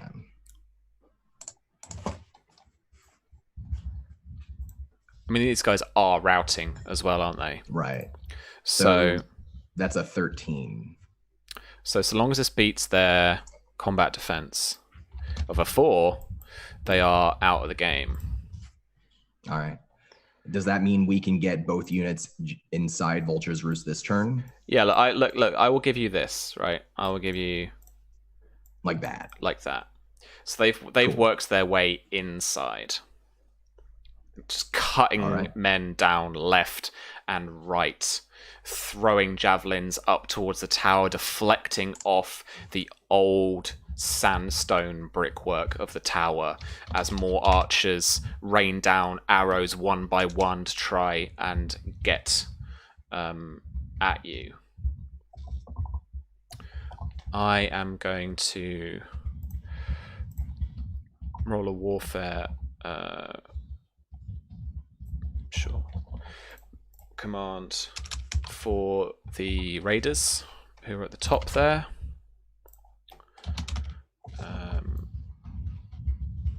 Elite raiders, anyone? I'm guessing that's like a 6 maybe. Sorry, for what? Discipline? Yeah. I think elite is 3. Is it for all things? Or no, it's different for different units. For what were they, raiders? Yeah. It's a 3 if they're elite. Elite raiders, Oh, wow. Okay. So with that order, they pile into the side of the cavalry. And I'll give myself a little bonus dice. So if you're attacking a flank, I'll give you a bonus dice. If you're attacking the literal rear of a unit, I should have done this for the routing unit. But if you attack the rear, I'll give you a test die. Facing, friends, it's important. Many years spent playing Total War is coming to fruition, right? This Tom, you know what I'm talking about. I know. We should just recreate this in like Total War one Sunday stream randomly. We could have done this in Total War. It could have been like that old TV show we had in the UK where they just built the Rome Total War engine. It was so good. It was good, right? And they just sorry for this tangent, folks. And they just so they got like it was like a bit of a game show, but they basically got like you two, you're like sub commanders at the computer, and they had like Brian from Stratford, who's an accountant by day and loves Carthage by night, and like he's want to be like, it was a historic battle, and it's like, I'm gonna do this. And it's basically they were playing a video game on TV. It was awesome. It was such a good TV program. Yeah, and I'm sure there are some Game of Thrones mods out there as well. Yeah, 100%. All right, I'm gonna shut up and I'm gonna roll for my raiders. Fighting with a bonus die. One of them. Boop.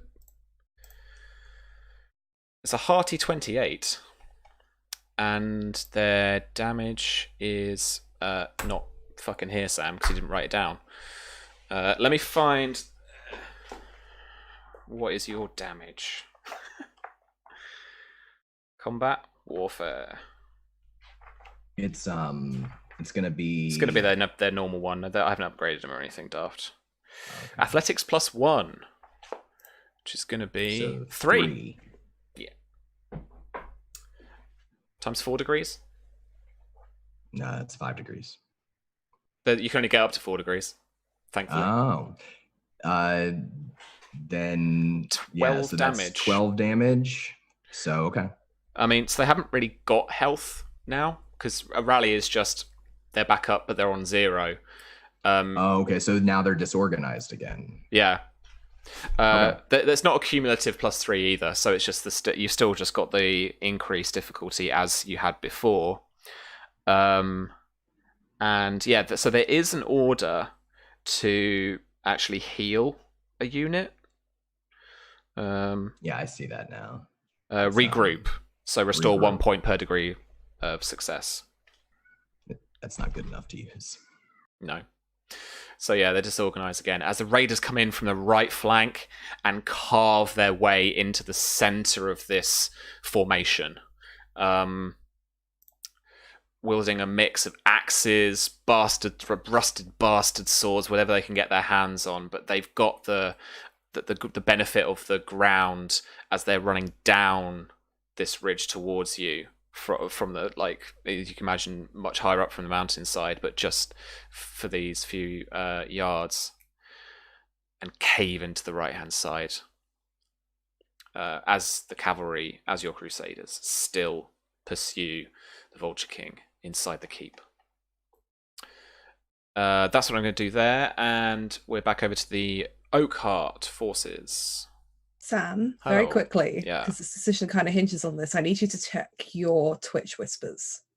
Oh, Twitch whispers. Yeah. I'm not even there, mate. Oh, can you look at the Zoom chat? I can. Give me 1 second, folks. This is super important because this will determine a lot. You posted that twice to me. I don't think so. Okay.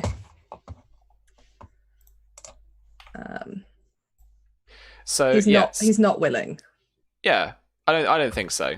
Okay. So what is Alistair's orders for the middle?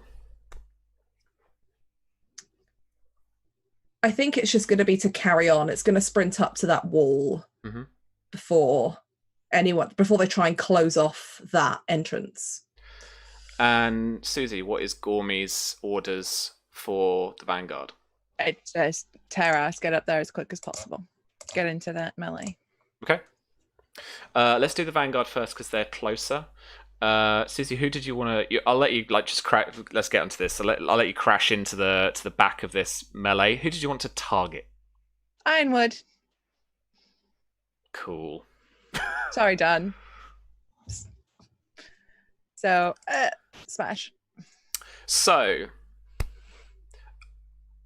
as they rush into the rear of the Ironwood cavalry and the Vulture raiders,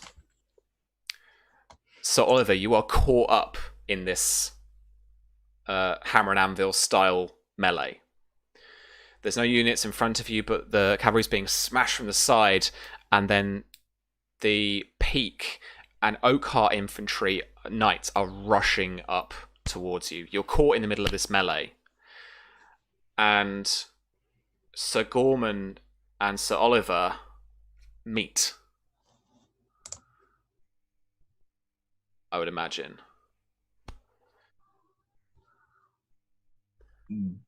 Oliver is shocked to see Gorman, even though he knew Gorman was coming. Part of him never believed that Peak would attack him. They fought side by side on Redgrass Field. They were both blackguards for the now deceased King Blackfyre. I want to know what Gorman's doing. I want to know what Gorman looks like right now. He's panting heavily in his plate mail, but is locked eyes with you and is holding his bastard sword down to one side as his men rush either side of him into the rear of your cavalry, your crusaders.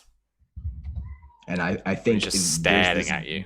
There's this jam of bodies trying to get into the tower, fighting on two sides, two different flanks. The knights are starting to become, kind of swamped and overwhelmed. And Oliver pushes the closest knight towards the opening, towards Vulture's Roost, but then he spins around with his halberd in hand to face Gormund. Okay. Gorman reaches out a hand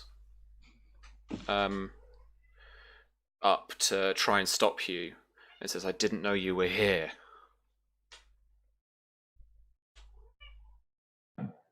He calls out, then call your men off. I would like you to make a... well, no. You know what? I am going to have a change of heart. And not right now, but in this essence, his previous command is to get them to hit the cavalry. So, Susie, I need you to roll some orders for me. Okay. So, on a failure, they'll get there, but on a success, they'll actually attack. Right. So I want you to roll one check for me and just compare it against the two disciplines for the cavalry and for the crusaders. All right, let me get old Gomi's sheet.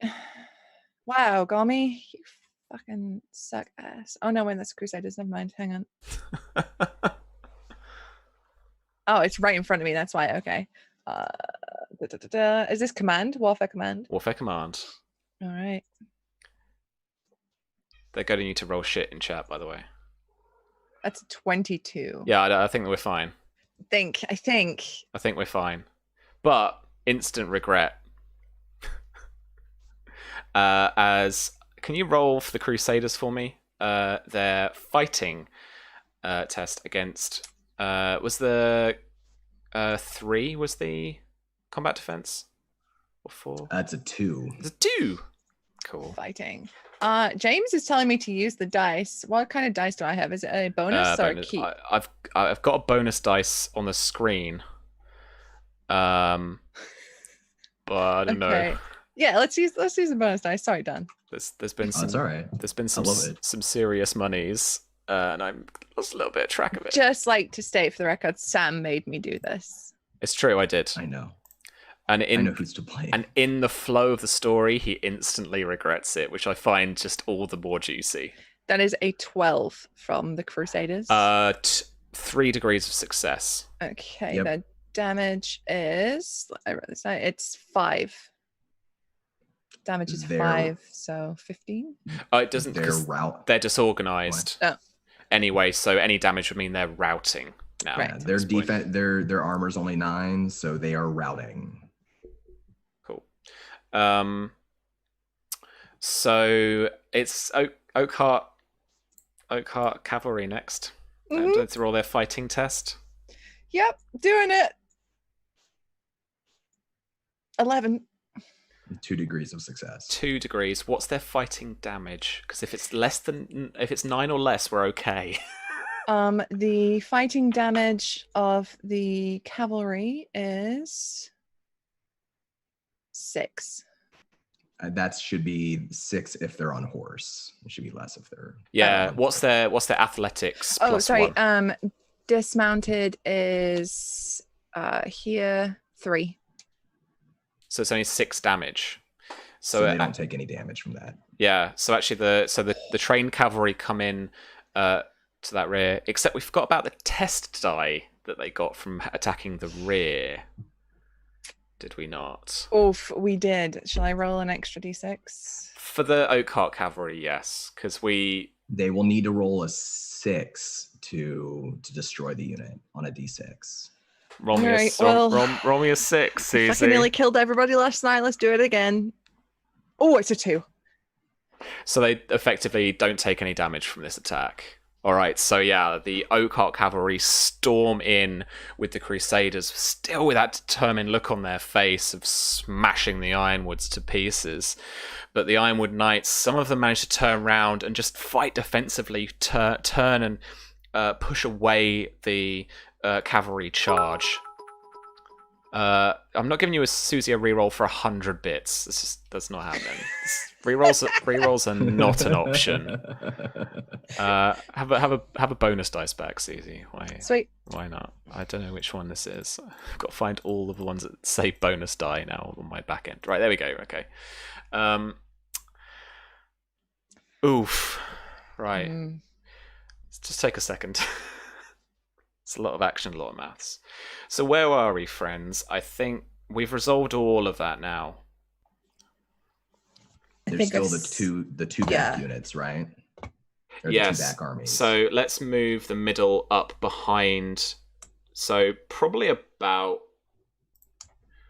Yeah, I was going to say probably about to here, around somewhere. Right. Let's move them up to there.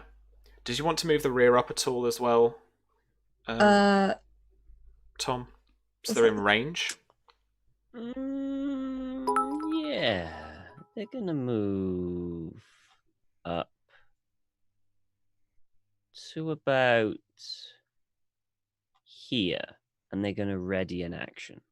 And the trigger is any enemy forces that leave the melee, they're going to pepper. Okay. Define enemy for me. Raiders. Yeah, so like vultures. That is Babelbrook's orders, raiders. Cool. All right. James donated me $10, which I am just gonna take some test dice, I think, for. Sam, just out of interest, when Oliver gets up this close, can he see that there are Oakheart forces attacking the Ironwoods? Yeah. Okay. Yeah, they just murdered a bunch of my I would like it to be known that Oliver looks visibly pissed that this is not what the plan was, and he's supposed to be leading this army, and almost in a slightly prideful fashion is like, this isn't what I told him to do. I'm in charge. Because he's a prideful little shit. Yes, he is. I'm glad you're paying attention. Cool. Alrighty. Mara. Yes. I'd like to imagine that you are watching this from the top of the mountain ridge.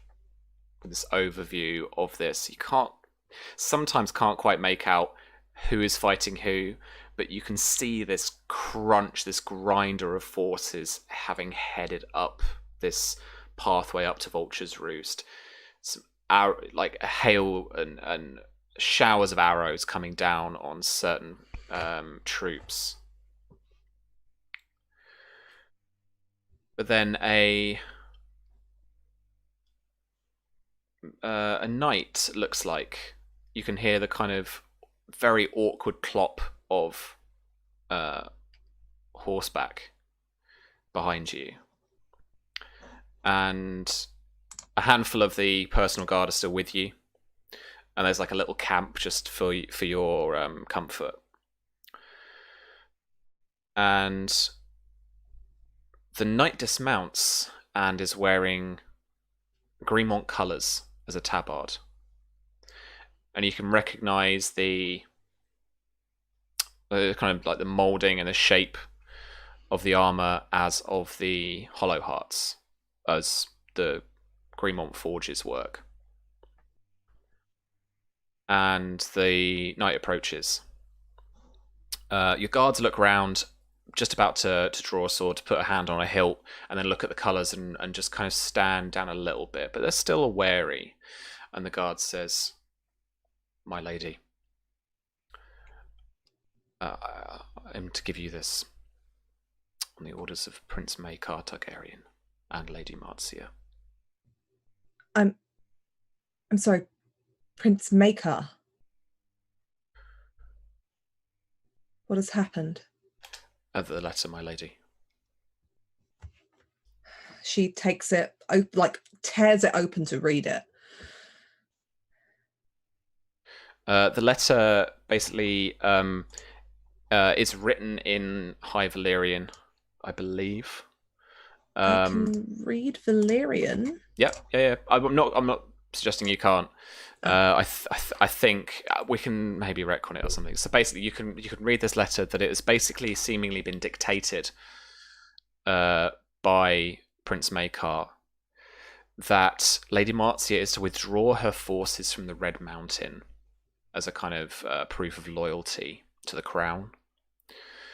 Prince Maekar proclaims that this host is essentially illegal, and that she is to return her forces to Fox Hollow as soon as possible. The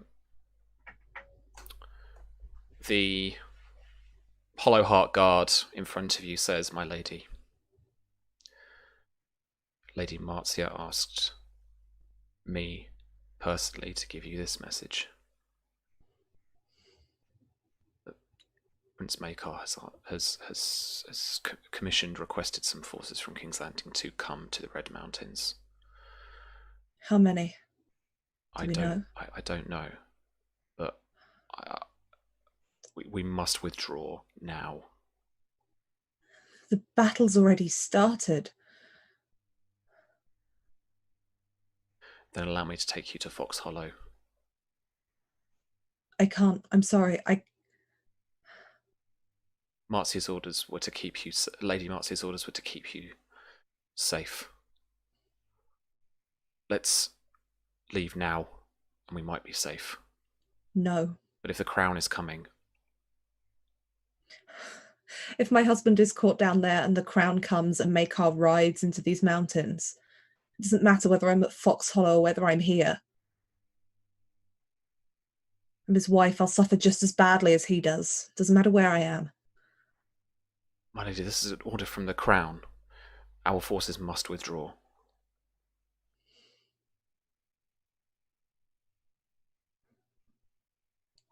She'll turn to one of the other guards here and say, How long do you think before that battle is over?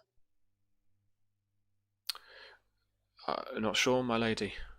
It should not be much longer now. How long for us to get from where we are down to there? I don't think we have time.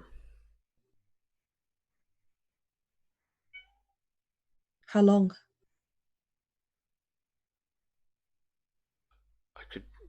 We could get down there in, I don't know, 10, 15 minutes at a push. We go now.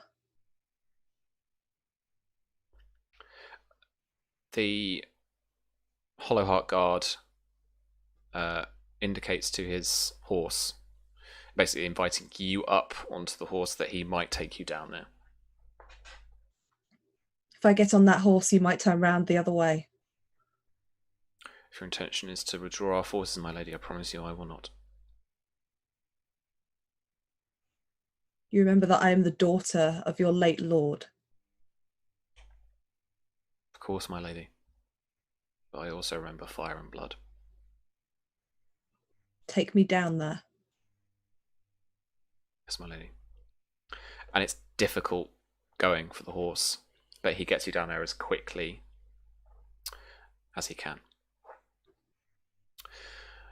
Let's swing back round to the battle. Don, what is your strategy here now that the cavalry are routing, I think?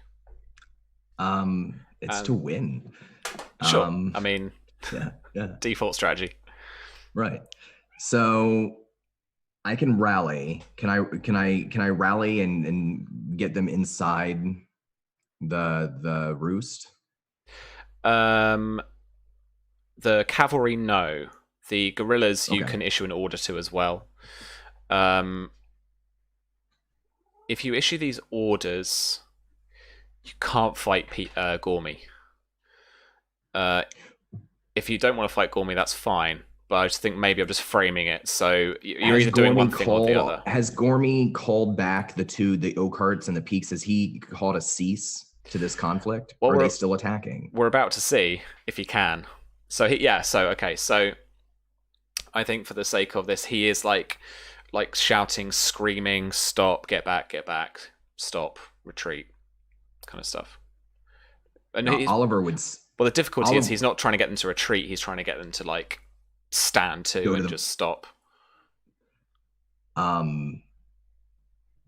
Yeah, Oliver would say to Gorman while they're still close, the vultures. And there's still like this wave of vultures there that are also like, kind of crashing in. Can I make some kind of check to see if Oliver thinks that Gorman is going to change his attack to attack the vultures instead of his knights? Oof, I'd let you roll warfare strategy, but that would take up one of your orders, one of your kind of I don't want to spend turns of your orders. Order. It's action or observation. I mean, or I have reaction to kind of rally, thing, right? If I don't rally, then they die. at this Pretty point, 'cause much. they're caught. So Yeah. I'm going to do that for the Crusaders for sure. He will say that to Gormand. And then he's going to turn around and he's going to pick men up and he's trying to push them into the Roost. And he'll say, the day is not lost. We are the Brotherhood. Move. And I will make my warfare check. Okay. So this is going to be difficulty DC 3, right? 6. DC 6, okay. Yeah, because they're routing. Oh, yeah, okay.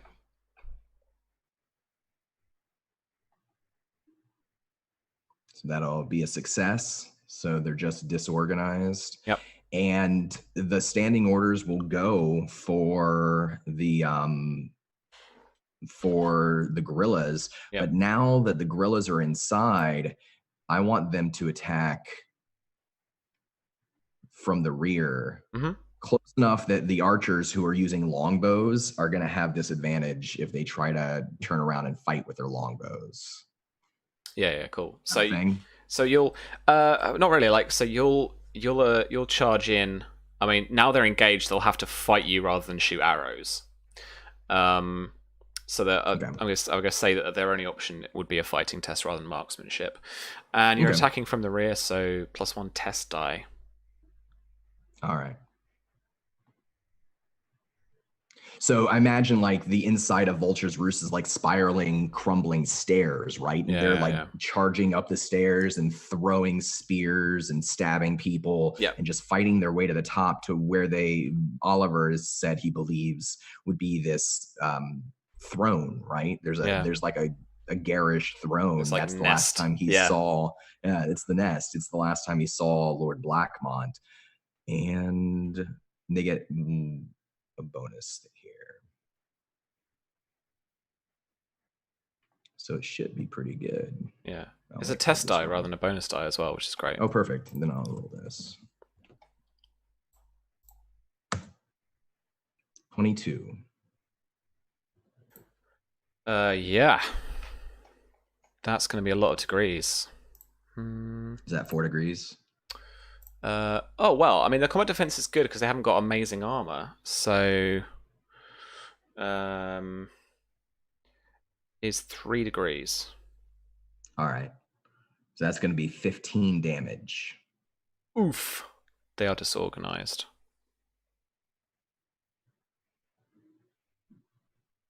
Alrighty.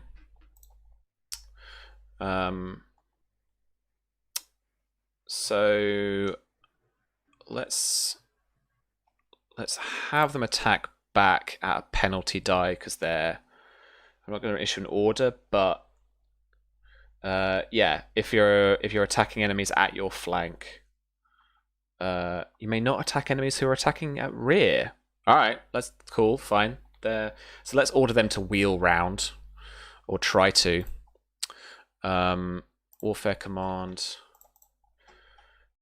On a 22 will succeed, I'm sure, and they will wheel round towards you there. The elite raiders, with the engagement there, you know where you do that nice GM thing and you're like, I'll move to the next person who has the more hit points, or I just keep kicking the guy with the fewer hit points. I don't know. I'm gonna kick the cavalry. Screw you, Don. Can I spend or burn my destiny point to alter the story Go in a minor way? on. And I would alter it in such a way that Gorman does choose to turn on the vultures, which in turn makes them have to engage the peak soldiers instead. Okay. I'm not going to even make that command. I'm going to roll against the. I'm going with that. I'll let you, burn that, and then Susie. I would like you to roll. Just roll for the Trained Crusaders to attack. Just roll their fighting. All right. 15. Against the Elite Raiders. With 7 combat defense. 2 degrees? Damage is 5, so that'd be 10. 10. Okay, they are disorganized too. I mean, I had some, I had little symbols here going on. But I didn't use them in the end. Disorganized. That'll do. Who's disorganized? The Crusaders disorganized as well, aren't they? Little screamy disorganized. There we go. Archers disorganized, I'm sure as well. Yeah. Tom, my man, you have done a lot of moving and not a lot of doing. Yeah. Why don't you do? why don't we move you up a bit and do a thing? I mean, I'm considering it, but Babblebrook, in my mind, has always been a somewhat cautious. He's all right commander, but he's always been somewhat cautious. And the problem he has at the current moment is the only targets he have is in melee with allied units. And I don't think he's unscrupulous enough to fire on his own units. So if you'd let me shoot just the enemy with 0 chance of hitting any allies, I'm more than willing to do it. Yeah. Yeah? Oh, what a Yeah. kind Yeah. I don't think there is actually any rules for like critically missing in warfare or anything like that's that. good. So it's not a thing. Okay, I don't think. so I'm gonna do the Peak Archers and the Greenmont Couriers to take down that army just outside that's in melee with. Nice. So the first ones will be with the Archers. Yeah. So I need you to roll Babblebrook's warfare command against the Archer's discipline. Oh dear, this is where it goes all wrong because Babblebrook has no warfare command and he's just got 3. You know what? I gotta die, right? Yep. Test die. I may as well use it. Why not? Let's I may as do well it, friggin' man. Use it. Yeah. So can I'll just do it like this. So I've just added 1 in command just to do this test die. Yeah. And just drop it down later. Yeah. Yeah. No bonus die. Here we go. No penalty die. Here we go. 13, which I believe is right because their discipline is 12 because they're bollocks. That's for the Peak Archers. They are 'cause green. they're green. So yeah, okay. So we'll do damage. I didn't have enough PowerPoints. I was just like, I just need some more units. Just green. Green's fine. Oh, sorry, not damage yet. I gotta do It's the easy, actual. it's literally that. More units. Now I do marksman. Yeah, Yeah, against their combat defense. it's just 3d6. Oof. It's only 5. No, you did miss, I'm afraid. Okay, so they miss, So and they miss. But the scouts. And I'm gonna have the scouts, the couriers, who are slightly better. Yeah. Slightly So better. They should be at least. Hang on, let me just double check this. just do their marksmanship this time. Don't forget about the command. That's fine. Oh no, their marksmanship is 2. What did we make this unit for exactly? These are for like carrying messages. Yeah, they're couriers. Literally. Awareness, endurance, and stealth. That's what they're good at. All right, cool. So they're not fighters. But I'm a lover, not a fighter. Don't make me. Yeah. 7. Oh my god, it hits. 1 degree of success. What's the damage? I believe that's 2 damage Okay, cool.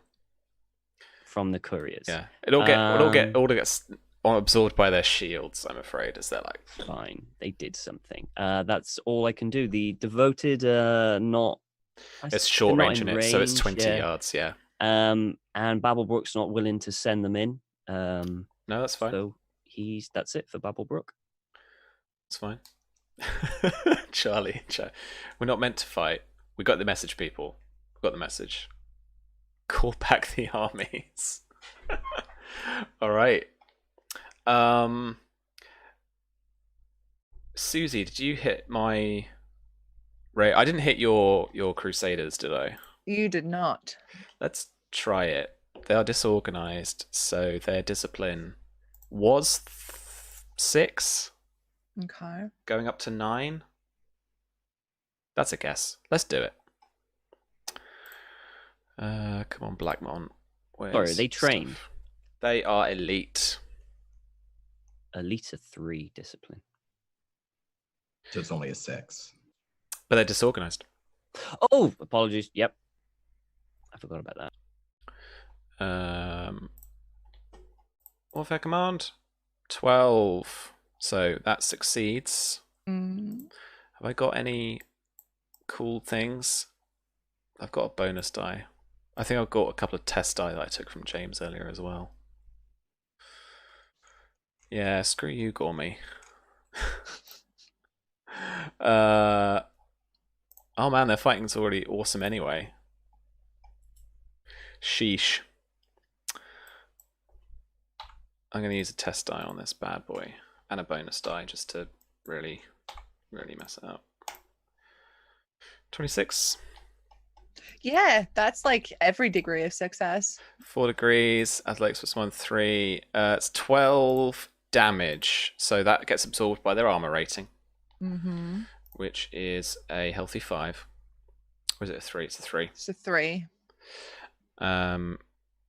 That gets them down to 0, so they are disorganized. Because their health is 9. Cool. Disorganized. All right. So the Oakhart Cavalry have stopped attacking the Ironwood Cavalry. We didn't do the roll for the order.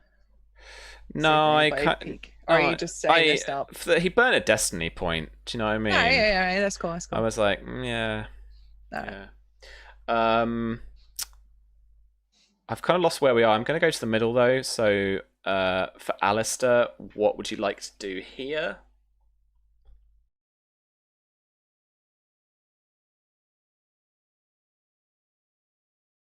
You are muted.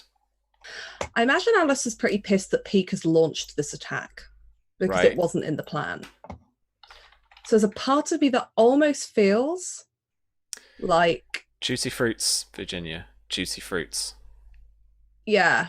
I feel like he's going to try and call back the Oakhart Cavalry into his command. All right. Because they are his men, and he's like, this is not what we signed up for. To bring them back under his command so that he can then go at the Vultures, not the Ironwoods. Yeah, all right. This is going to be... I'll just make this a rally. Okay. So it's just roll command. There's no increased difficulty. Roll warfare command. That's Commander Dong off. Charlie. He's got nothing in command. He's just got warfare. Bless him. That's fine. He'll learn. 12. What's their discipline? Susie? Hold up a hot sec. You Their should be able to discipline see it. is 6. All right. So they are now part of the middle. Just moving back a little bit. Boop. You should be able to see him. Let me. I think I can. I've just got loads of windows open. Yeah, that's fine. Yeah, you can see him. You can do stuff with him. Oakhart Cavalry. Yeah. There you go. Yeah. That's all Alistair can, like, the middle can do this turn, right? What else would you like to do with them? I think that I'd like to get them to move up to like the other side around here. This is the vultures, right? These dudes in red. Yeah, dudes in red. Enemy. Move up around here and start engaging that, because now he's got these 3 sections. He can basically rush in, I imagine, with his stuff from the front, and then the 2, the cavalry and the infantry coming in from the sides around Peak. He's not going to attack Peak, but he's going to maneuver around and basically take the advantageous position. Now he's got these 3 groups on his side. Okay. So the Oakhart cavalry are going to kind of, they've done their thing.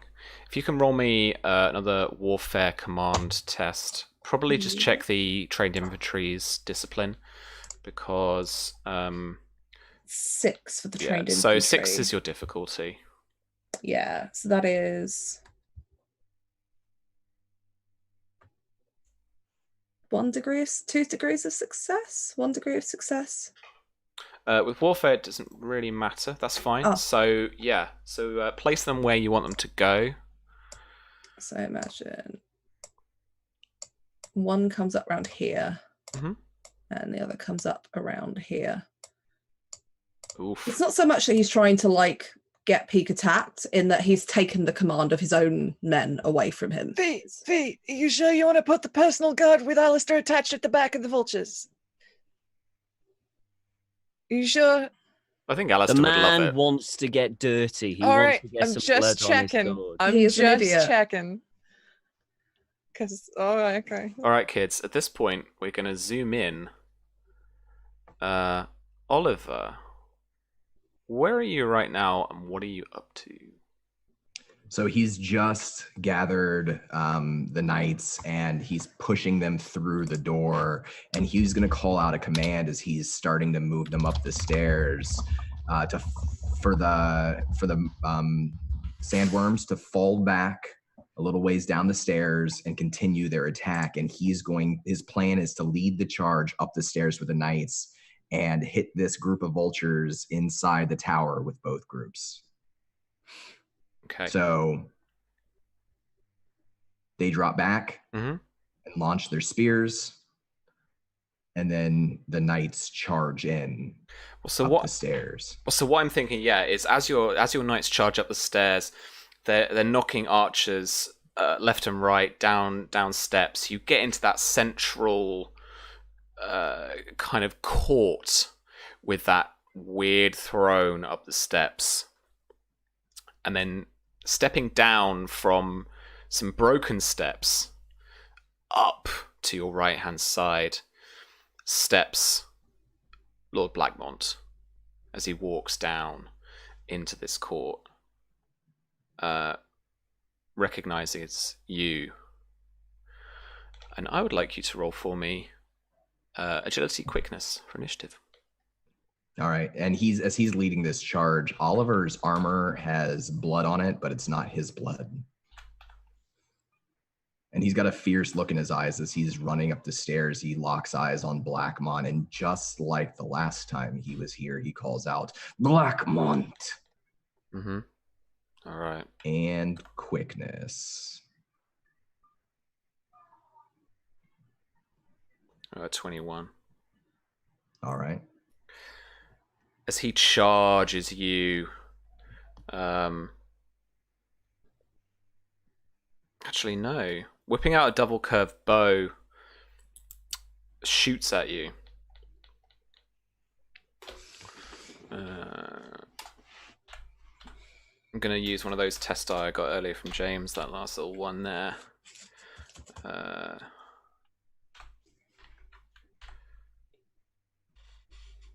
As he pulls back, you're just trying to dodge out of the way just as he lets loose an arrow, trying to compensate for your movement. And rolls a 22. I'm going to use Oliver's Anointed ability to increase all of his passive and defenses by 5. Okay. So that will make it 2 degrees of success. Still enough for a crit, and with 2 6s plus 4 to the base power, weapon damage, so that makes it 9 per degree. It's 18 damage. All right. I'm going to take an injury. Mm-hmm. Let's see. Where do I put that in here? Is that fatigue? No, that's something different. Where's injury? So Here we go. Yeah. All right. And that leaves me 2. So he takes it right in the chest, his right shoulder, and the arrow's sticking out of him. He almost topples off of this stairway as he's running up to the throne. But I would like to use my berserker trait and counterattack him. Is that something I can do? I wonder if it's an attack that's like straight up. You have to be there within range, like within reach yes, of him. It does say adjacent, so I can't use it yet. He's at range, mate. He's up the steps. Okay, then he's just gonna charge then, Mm-hmm. and he, as he does, he's got the halberd in hand. He almost loses his grip on it. He almost drops it, but at the last moment, he changes his grip so that he's choking up on it. He swings it around and around twice, and then he aims right at Blackmont's legs. Mm-hmm. And are we on top? Is he like on the top of this? How high up are we? And is he on the edge? Yeah, I don't imagine there is any like health and safety railings on this, as they're just steps on the side of a Doesn't tower seem like with that kind of broken place. walls. No, and so he is kind of like on an edge, he was, I think, a good kind of 15 feet above you. They're on a step, so as you've had to move and try and like hustle up these steps to then get a swing on it, it's difficult to get a swing because you've got this wall straight next to you. Because these steps are just built into the wall of this kind of fairly open tower. And so you've kind of had to swing up and then swing round from your left-hand side. All right. So make the... So it's a Full-on charge for extra damage, or is it just a... I don't need the extra damage. It's just a regular attack. Regular attack. Okay, that's fine. So standard attack, it's just, test die. Normal test. Why is this? This is reading one lower than it should. Oh, I see why.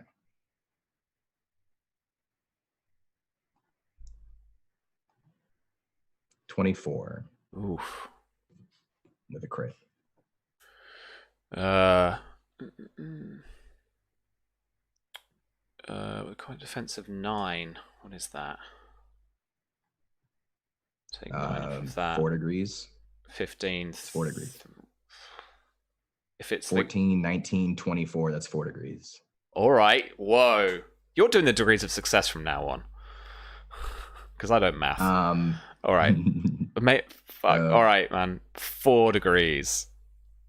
And then my damage is... Oh, I should have just used my macro. Hold on. I got my damage right here. Just use your macro, man. I have macros for everything. That is going to be a total of 32 damage. You fucking what? Jesus Christ. Okay. Cool. Cool.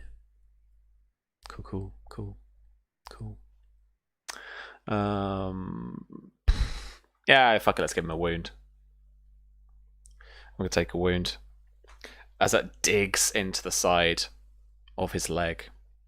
He's gonna rush forward in a reckless attack, dropping the bow and whipping out 2 daggers. And it's just kind of try and do like several stabs to the ribs. Reckless, gain +1 dice, -5 combat defense. Cool. Also, Sam James told me to remind you have a destiny point. So I'm going to convert all my bonus dice. I'm going to burn it, convert my bonus dice into test die. Fighting short blades 2.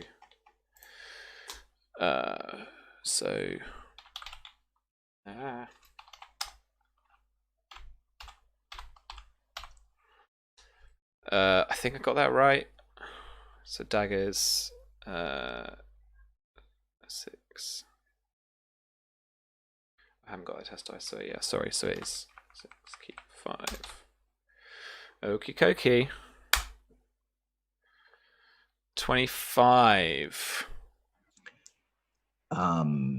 Versus your combat defense. So Oliver will take a wound and trigger his berserker. All right. So I imagine this dagger comes in and it gets him right through the armor in his side, and They are piercing, Oliver so yeah, it goes through some of the Yeah. the brigandine, the scale that you've got. punches through the copper plate, and Oliver spits blood into Blackmont's face, and just with a roar, he lifts him up, or attempts to lift him up with the halberd, and then slam him into the ground and bring the halberd down. All right. So that's an immediate counterattack, is it? Mm-hmm. You then make an attack against an opponent who engages you, interrupting their action. Okay. Just an attack, I think. Yeah. So, but I don't get to use my bonus dice Okay. on the counterattack. It's just my fighting. Mm-hmm. 23. So you rolled 24 before, right? Mm-hmm. So that'll be 3 degrees. I think it's 3 degrees of success. So that'll be 24 damage. Jesus fuck. All right. What's his endurance rank here? What do I just get? Matt donated $15. Matt, let us know in chat who you want to give that stuff to. Matt, give it to me. Definitely give it to me. Do it for I the need juicy it. fruits, Matt. I need it For for the the juicy juice. fruits, man. For the I need it juice. for the juicy fruits. Give me. I'm just gonna look at his endurance. Okay, fuck it. I think it's it's 3. I think he's. I Three? think he's like death before dishonor type shit. No, I think it's just battle time. Battle time. And take a wound. Although I would like to narrate that as you throw him down, the two of you drop onto this floor, like rolling around on the floor as he tries to stab you again. I don't think I've got any more destiny 2 test dice points. for Oliver, 1 for Blackmont. Oh, thanks. So I'll change one of my injury penalty dice into a bonus dice, because you lose it and you get it back. It's like just becomes a bonus die. So, oh my god, what am I rolling? 6 of those, keeping.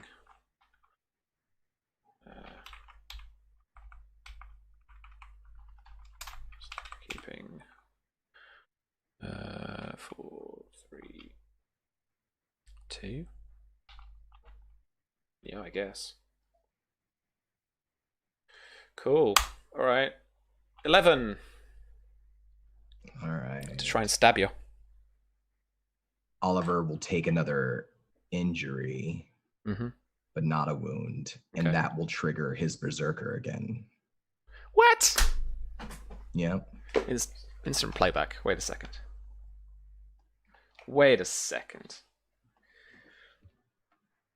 Whenever you take an injury or wound, Jesus Christ. Make a fighting test of free action against adjacent opponent. Cool. Alright. So this is 66 keep. So your injuries are going to reduce your result by 2 as well. Now at this point. I think I typed this in right.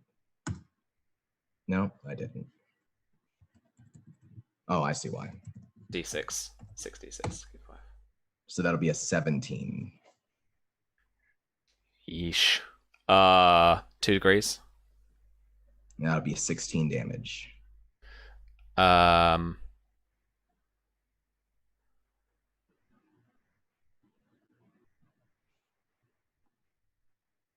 He has been defeated. How would you like to defeat him? So I imagine he's still like they're rolling around on the ground, and he stabs up again. This time it nicks the side. It doesn't go through the armor, it just kind of cuts into it. And Oliver pins one arm to one side, one arm to the other side, and just with his copper helm, the crimson of the head wrap almost falling off of it, he brings his head up and cracks it right into his nose, just to try to knock him out and take him out of this fight. Okay. I am going to burn the destiny point that James just gave me to intrude on the scene. Damn it, James. You feel the clutch of a great fist grab you by the collar of your armor and pull you off the Vulture and throw you to the ground. He looks down, and it's Sir Gorman as he grabs the Vulture King by the neck. And more of his crusaders, some but not all, start making their way into the chaos that has been the tower. We are going to move back to Symon.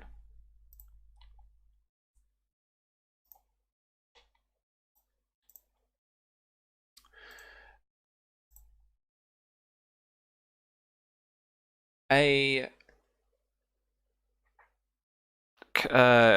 cart, not so much a lord's carriage, but open top cart has been prepared for you, for Maester Gillen, for yourself, and for a handful of high tower guards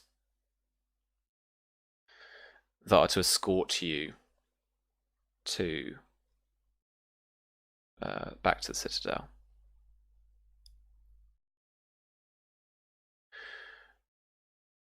But looking through the yard towards the first curtain wall, there is one last place you must visit. And you can take your leave, just for a moment. 3 singers that you must say goodbye to. The 3 singers, the great weirwood trees of this holdfast, look upon you with a mix of sadness and joy. Joy at the discoveries that you have made, but sadness at the unknowing conclusion that they might hold. They seem to know as red sap streams from their eyes down their huge trunks.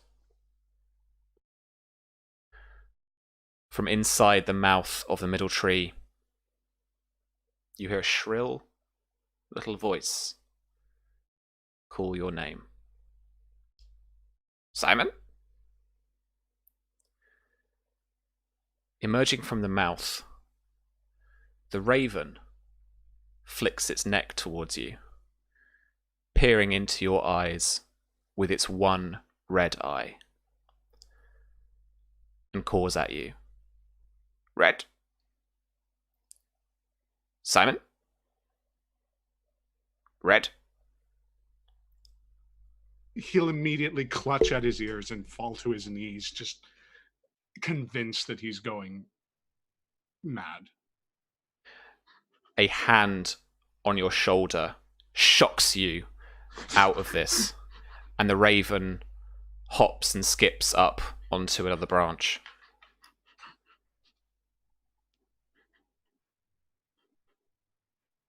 Symon, it's Rob again.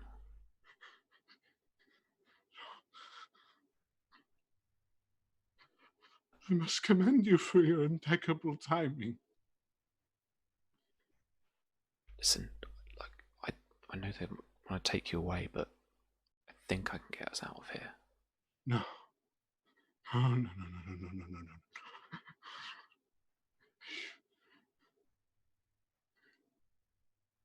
He's going to look up, and whatever semblance of poise he might have seen is devoid.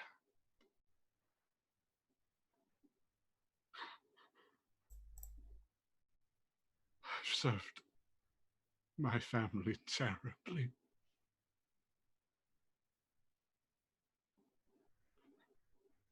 And you, brave as you may be, or you think you might be, all the bravery in the world will not stop what's coming. Surely we can do something. What? Let's get you out first, and then we can.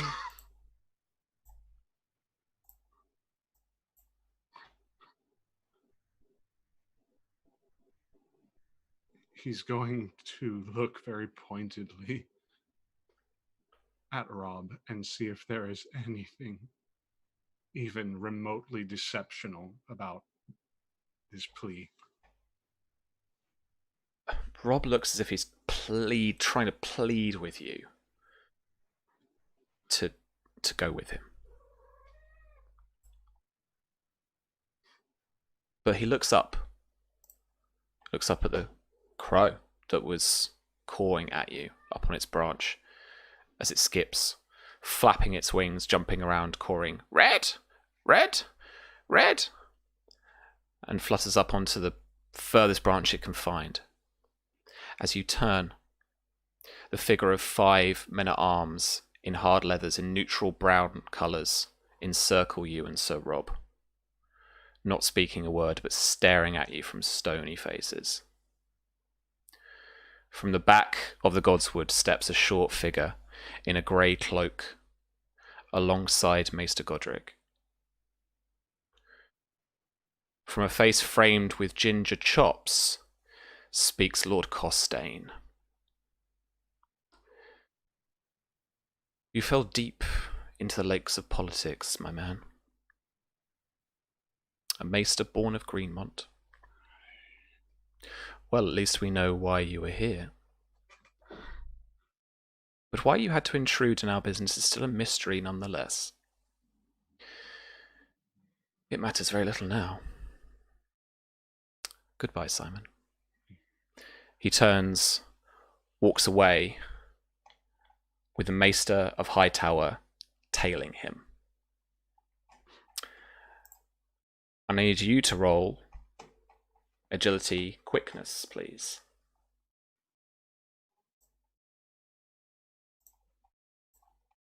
Yeah.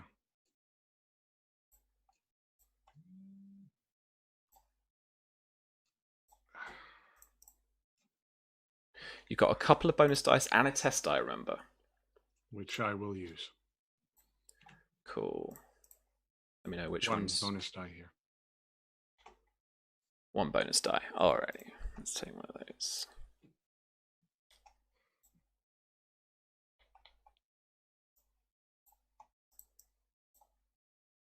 Alright. You get to go first. As the men advance, drawing short swords, there's like a defensive action you can do, which is like a dodge, basically. So you would roll agility, and that would replace your combat defense. Or quite happy if you kind of do a runner, or anything you might think in this instance might work. How far is Gillen and that high tower troop? They're kind of narratively, I mean, they're like a good couple of like proper dashes away.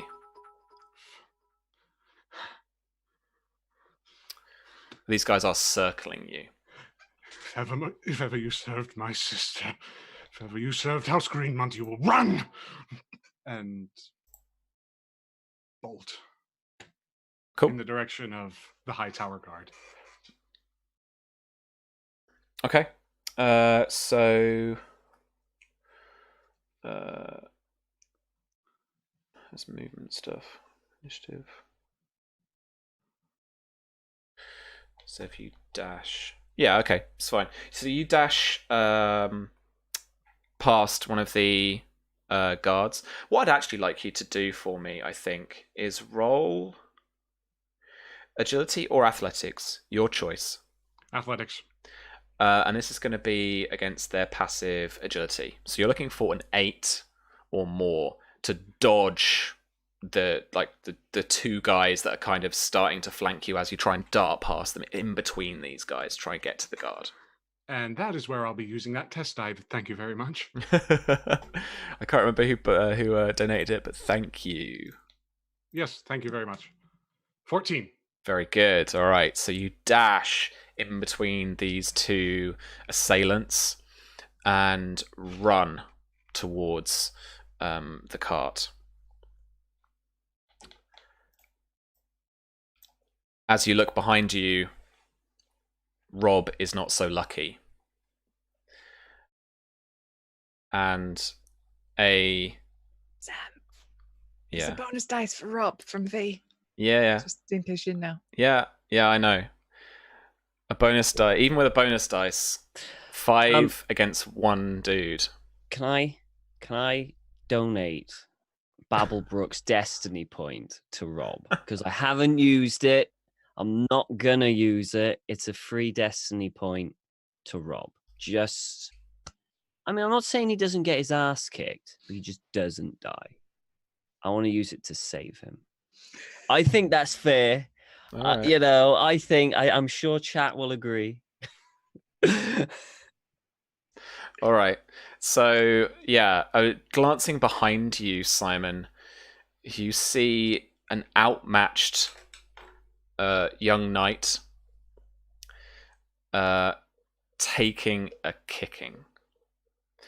But you scrabble to the cart and Maester Gillen, and the High Tower guards look a little startled at you.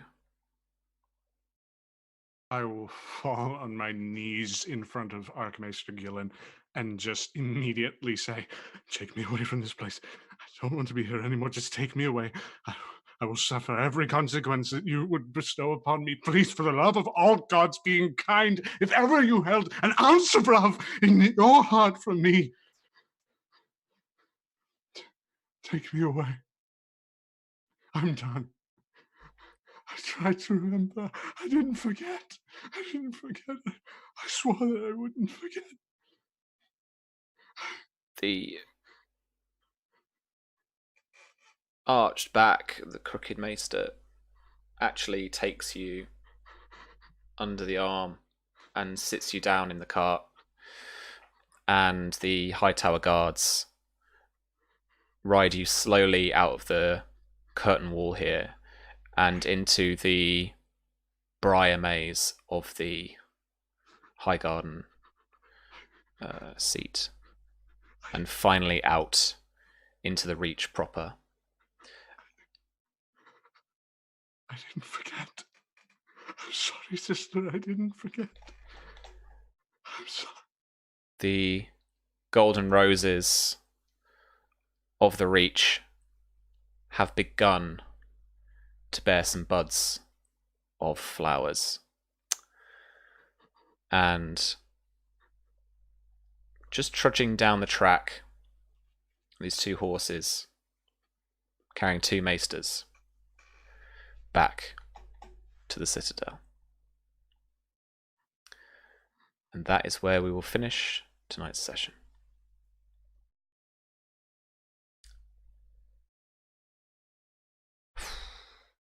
That was a big one.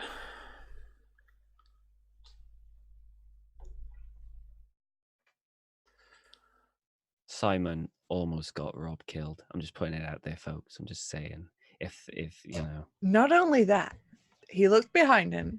He saw Rob getting the absolute piss kicked out of him and went, I'm just going to take off my headphones. I don't need this abuse. In his defense, he doesn't know Rob. No, he doesn't. It was great. It was vintage Symon. It was great. Classic Loved Symon. it. Yeah. You can't even let me narrate an NPC bastard. death. Like, No, not Rob. Not Rob. Rob. but of course Rob, Sorry. because he's the most loved. Not Rob. No. We will fight tooth and nail to keep Rob alive. All right. There's Well, always more time. there is my always more time. headcanon tells me that bonus dice I bought for Rob, because Charlie just put someone do something in the chat. So in my head, that's Rob just getting one good punch in and at least taking one of them to the floor with him. Right? But yeah. Don't know when we'll see Rob again. Who we? Because I get to control when he comes back. Yes, you do. But he's alive. Which Maybe. might be worse. You can't kill him off screen. I can't kill him off screen. No. Rob's the Night survives for King tonight. now. Yeah. Yeah. He gets sent to the wall. All right, kids. So, Don, you have not had an incredibly emotional scene just at the very end of this session. So, how are you? And how was Warfare? I greatly enjoyed it. Good. I will admit, I underestimated the strength of the units that we were going up against, Good. but managed to muddle through. It was really good. I thought it was very cinematic, which I really enjoyed. That's how a battle should be. So I was really pleased with that. This ain't over, Gormy. It is. None of my units. Pretty it's sure not. it is. I'm pretty sure it is. I think Gami's got this. I gotta be honest, We'll see, my plot plan is out the window now. So I just Sorry. no, it's fine. I'm just like I don't know where to go from here now. Like I think it's gonna have to be another one of those. Like not that we handled it off screen like we did for the end of season 1, but like I think we're just gonna have to jump right back in and figure this out. Maybe. Oliver's a stubborn man. You know, he thinks he's right, and I also think he's right, but not always. Sometimes to his detriment. I had a blast. I always do. I'm looking forward to seeing the aftermath of the battle. I'm glad that I didn't get my units killed because I was really worried about that for a hot minute. But yeah, I'm Jonathan Fry. You can follow me on Twitter. I just published my first DMs Guild adventure. I hadn't done anything on DMs Guild before, and Wizards picked us to be the pick of the week, so that was cool. A bunch of people picked up our game. It's a solo adventure. It's a prequel to Descent into Avernus, so you can play it alone. It's great for new players, people who haven't played D&D before. I hope it's good for people who just want to try to play it in a different way. So that is out on DMs Guild right now. It's called To Hell and Back if you want to check that out. Nice. And then I'll be here next time I'm called. Next time the banners have to be raised for After the Fire. I'll be looking forward to that. And I have 5 sessions left thereabouts on May Black Roses Bloom, my long-running Dark Dragonlance 5th Edition D&D game. Nice. Wednesday nights at 8 p.m. Eastern Standard Time. So Just things are 5. coming to a head right around 5. That's it. Wow. I So can't. that's happening too. I can't stay up late on that late on a school night. I mean, this is really late for you. Charlie plays in the game, and I'm amazed. She stays awake. Yeah, me too. But then we do get messages at silly o'clock in the morning from her as well. That's true. I do. But there we go. Chizon, let me do your thing in chat. Hang on, there we go. That should be you coming up there. Perfect. All right. Virginia. I have so many feelings about this. You doing okay? Yeah. Yeah? Cool. I'm trying to work out in my head what the hell Mara's doing, because I think at this point she's just acting on fear and impulse. Yeah. That was a genuine check-in too, like, you know. Yeah. No, I'm good. It's just like so many options. How stubborn is she? We've got to figure out if that guy got you down there to stop the army, or if they're just going to march back. I would like to say if she got as far as Sir Babblebrook, there's no way in hell Sir Babblebrook would let her go any further. Not a chance in hell. I think that's nice. He would order the Hollow Heart to take her back. I would always, because I liked in the pace of this TV show series, like, or even the books. To be honest with you, the point of view characters, like, it feels like it moves on a little bit. Just there are some kind of decisions made a little bit between kind of chapters or something. So maybe we can figure something out so that we land in, we keep the action going. Basically, I don't want to kind of like keep it to a literal pace of we play real time 4 hours for every like 4 hours of game time and we never get anything done. Like, I've played intrigues that have been played in slower than real time before, so it's like just not the thing. I have some things that I think I'm going to have to talk to you about probably tomorrow, Sam, about what Mara's going to do, because she's going to end up on that battlefield. Yeah, but this is the kind of juicy fruits I love. Her husband is on that battlefield. Yeah. But yeah, there's some thoughts there. I'm like, Mara was prepared for the fact she was going to be on a battlefield. She was only half guilt-tripping Symon when she wrote him the letter to say she was going to war. She knew where she was going. And I feel like there's a bit of her that's kind of her father's daughter in that, you know, there is a lack of fear in Greenmont women of dangerous situations. Fair. But yeah, that was awesome. Cool. But I'm glad. I'm excited. Nice. But I am Virginia. I am Tabletop Horde on Twitter. I do a bunch of stuff making RPGs. I work for Modifius during the day. And then you can find me here tomorrow night at 10 p.m. UK time. And I can't remember what that is 5 over in p.m. the US. US. 5 p.m. There we go. I'm going to be running Judge Dredd over on Encounter Roleplay. And check that out. We have some judges who are trying to make the worst mega block in the city. And it's all kicking off. I heard that last week they got a very good boy. They did get a very good boy. They got a Tetley, and James has tried to kill him ever since. James, I swear to God. It's okay. The dog is immune to all damage and death. Oh, good. But yeah. Also, tomorrow, Back to Basics comes out on DM's Guild, which is an adventure collection involving all of the monsters in the D&D 5e basic rules. I wrote 2 of the adventures in there for a Fire Giant and a Spectator, and you should definitely check it out because Charlie also wrote in it too, and her adventures are awesome as well. So check that out. It's on DM's Guild tomorrow. I can't remember if there's anything else. Red Moon Role Playing. I'm playing in an Avernus podcast with them, which you can find over at Red Moon Role Playing. And I believe that Wizards of the Coast's podcast into Avernus is going to be coming out in the next couple of days, which I'm also on in the most recent episode with Red Moon Role Playing as well, where some weird stuff happens in the astral plane. Cool. There's I know it's local, but there's the thing we go to at the weekend. Right? Yeah, so on Saturday, No More Damsels, which is a charity-based organisation for visibility for women and non-binary people in gaming, are holding their launch night at Bad Moon Cafe, where I'm going to be running the spy game, which I did some great prep on, made a fake Wikipedia article and everything. It looks amazing. It's I'm so impressed. upsettingly easy to do. Like... It's kind of scary. And some cool video stuff. I'm currently bugging my dad for an old briefcase that I can use as well as props and everything. Nice. But yeah, you can check them out at No More Damsels on Twitter. And they've got a website as well. It's a really great thing if you've got a chance to click over and have a look. And if you can support them anyway, please do. Will do. I'll be there. Susie. We didn't get a lot of Gormy. Not a lot of Gami, but I do applaud your evil chops by asking me to be the one to pilot him, knowing full well you intended on him to destroy Oliver. Got to give it to you for that one. That was real evil. And I don't know if you folks were like watching like our faces while it was happening. At some point during like Oliver's turns, I told Virginia what I was gonna do, and she's like, no, don't do it, betrayal. And I'm like, I think my words were no, I forbid it.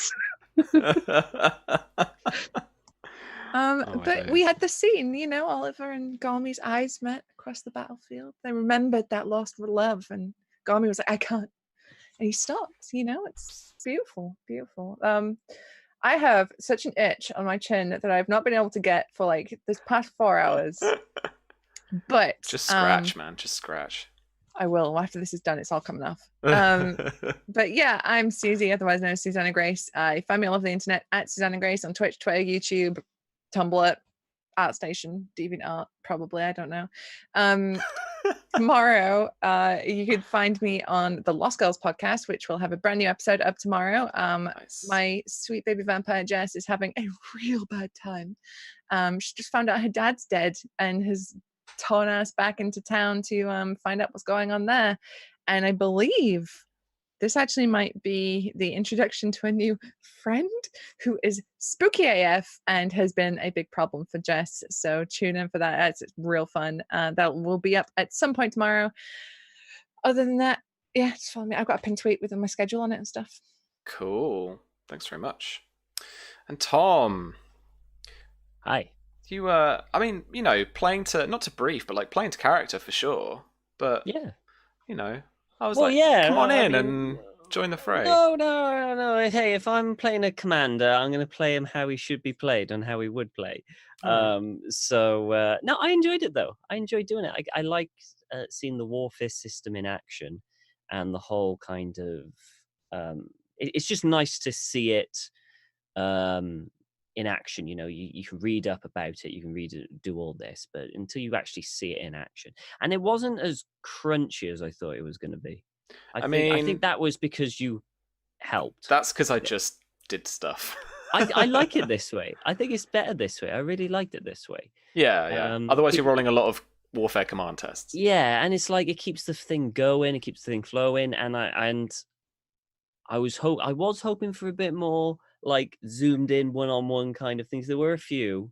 I was hoping for kind of like a little fight with Peak and Oliver. I mean, we still may get it, to be honest. We still may get it. So that's going to be exciting. Obviously, what happened with Symon was very exciting too. I think his mistakes finally caught up with him, and facing the consequences. And poor Rob was in his wake. Poor Rob. Poor Rob. Had to use a destiny point. Mind you, I would have lost it anyway, but still. But it was great. It was a lot of fun. I really enjoyed it. So yeah, I'm Redundant UK. You can find me on Twitch and Twitter. I stream variety games here, there, and everywhere. But yeah, that's about me. What am I? Oh yeah, I'm on Encounter Roleplay on Tuesdays for Tentacle Tuesdays at 7 p.m. BST. 2 p.m. Eastern, I think that is. Charlie will remind me. And apart from that, I'm on this. So yeah. Oh, and after the fire, whenever that goes, if it's going to be Monday or whenever, when Susie. Oh yeah. After the fire. After the fire. Sorry, yeah. But yeah, that's me. Nice one, man.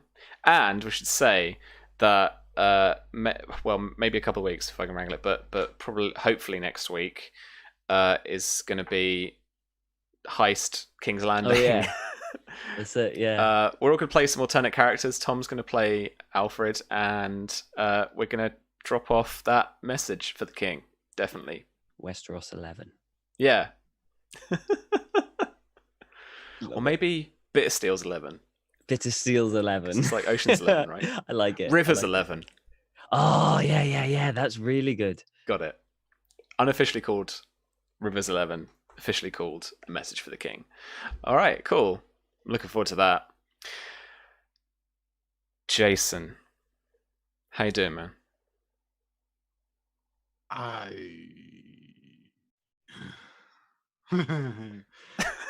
Man, there's a part of me that feels like a real asshole. Just, oh man, so sorry for putting the favorite NPC in front of the worst PC Shame. of the party. Hey, no, I did that. Fair enough. It's your fault. Yeah, Please blame Sam, please. All of it's my fault. Yeah, no, I'm okay, I think. All right. It's good. I might have been a bit dear with Symon in this case. I could have been a little bit more, but I don't know. I think it played out the way that it needed to. Yeah. Yeah. Cool. That'll be good. Yeah. Perfectly fine. But yeah.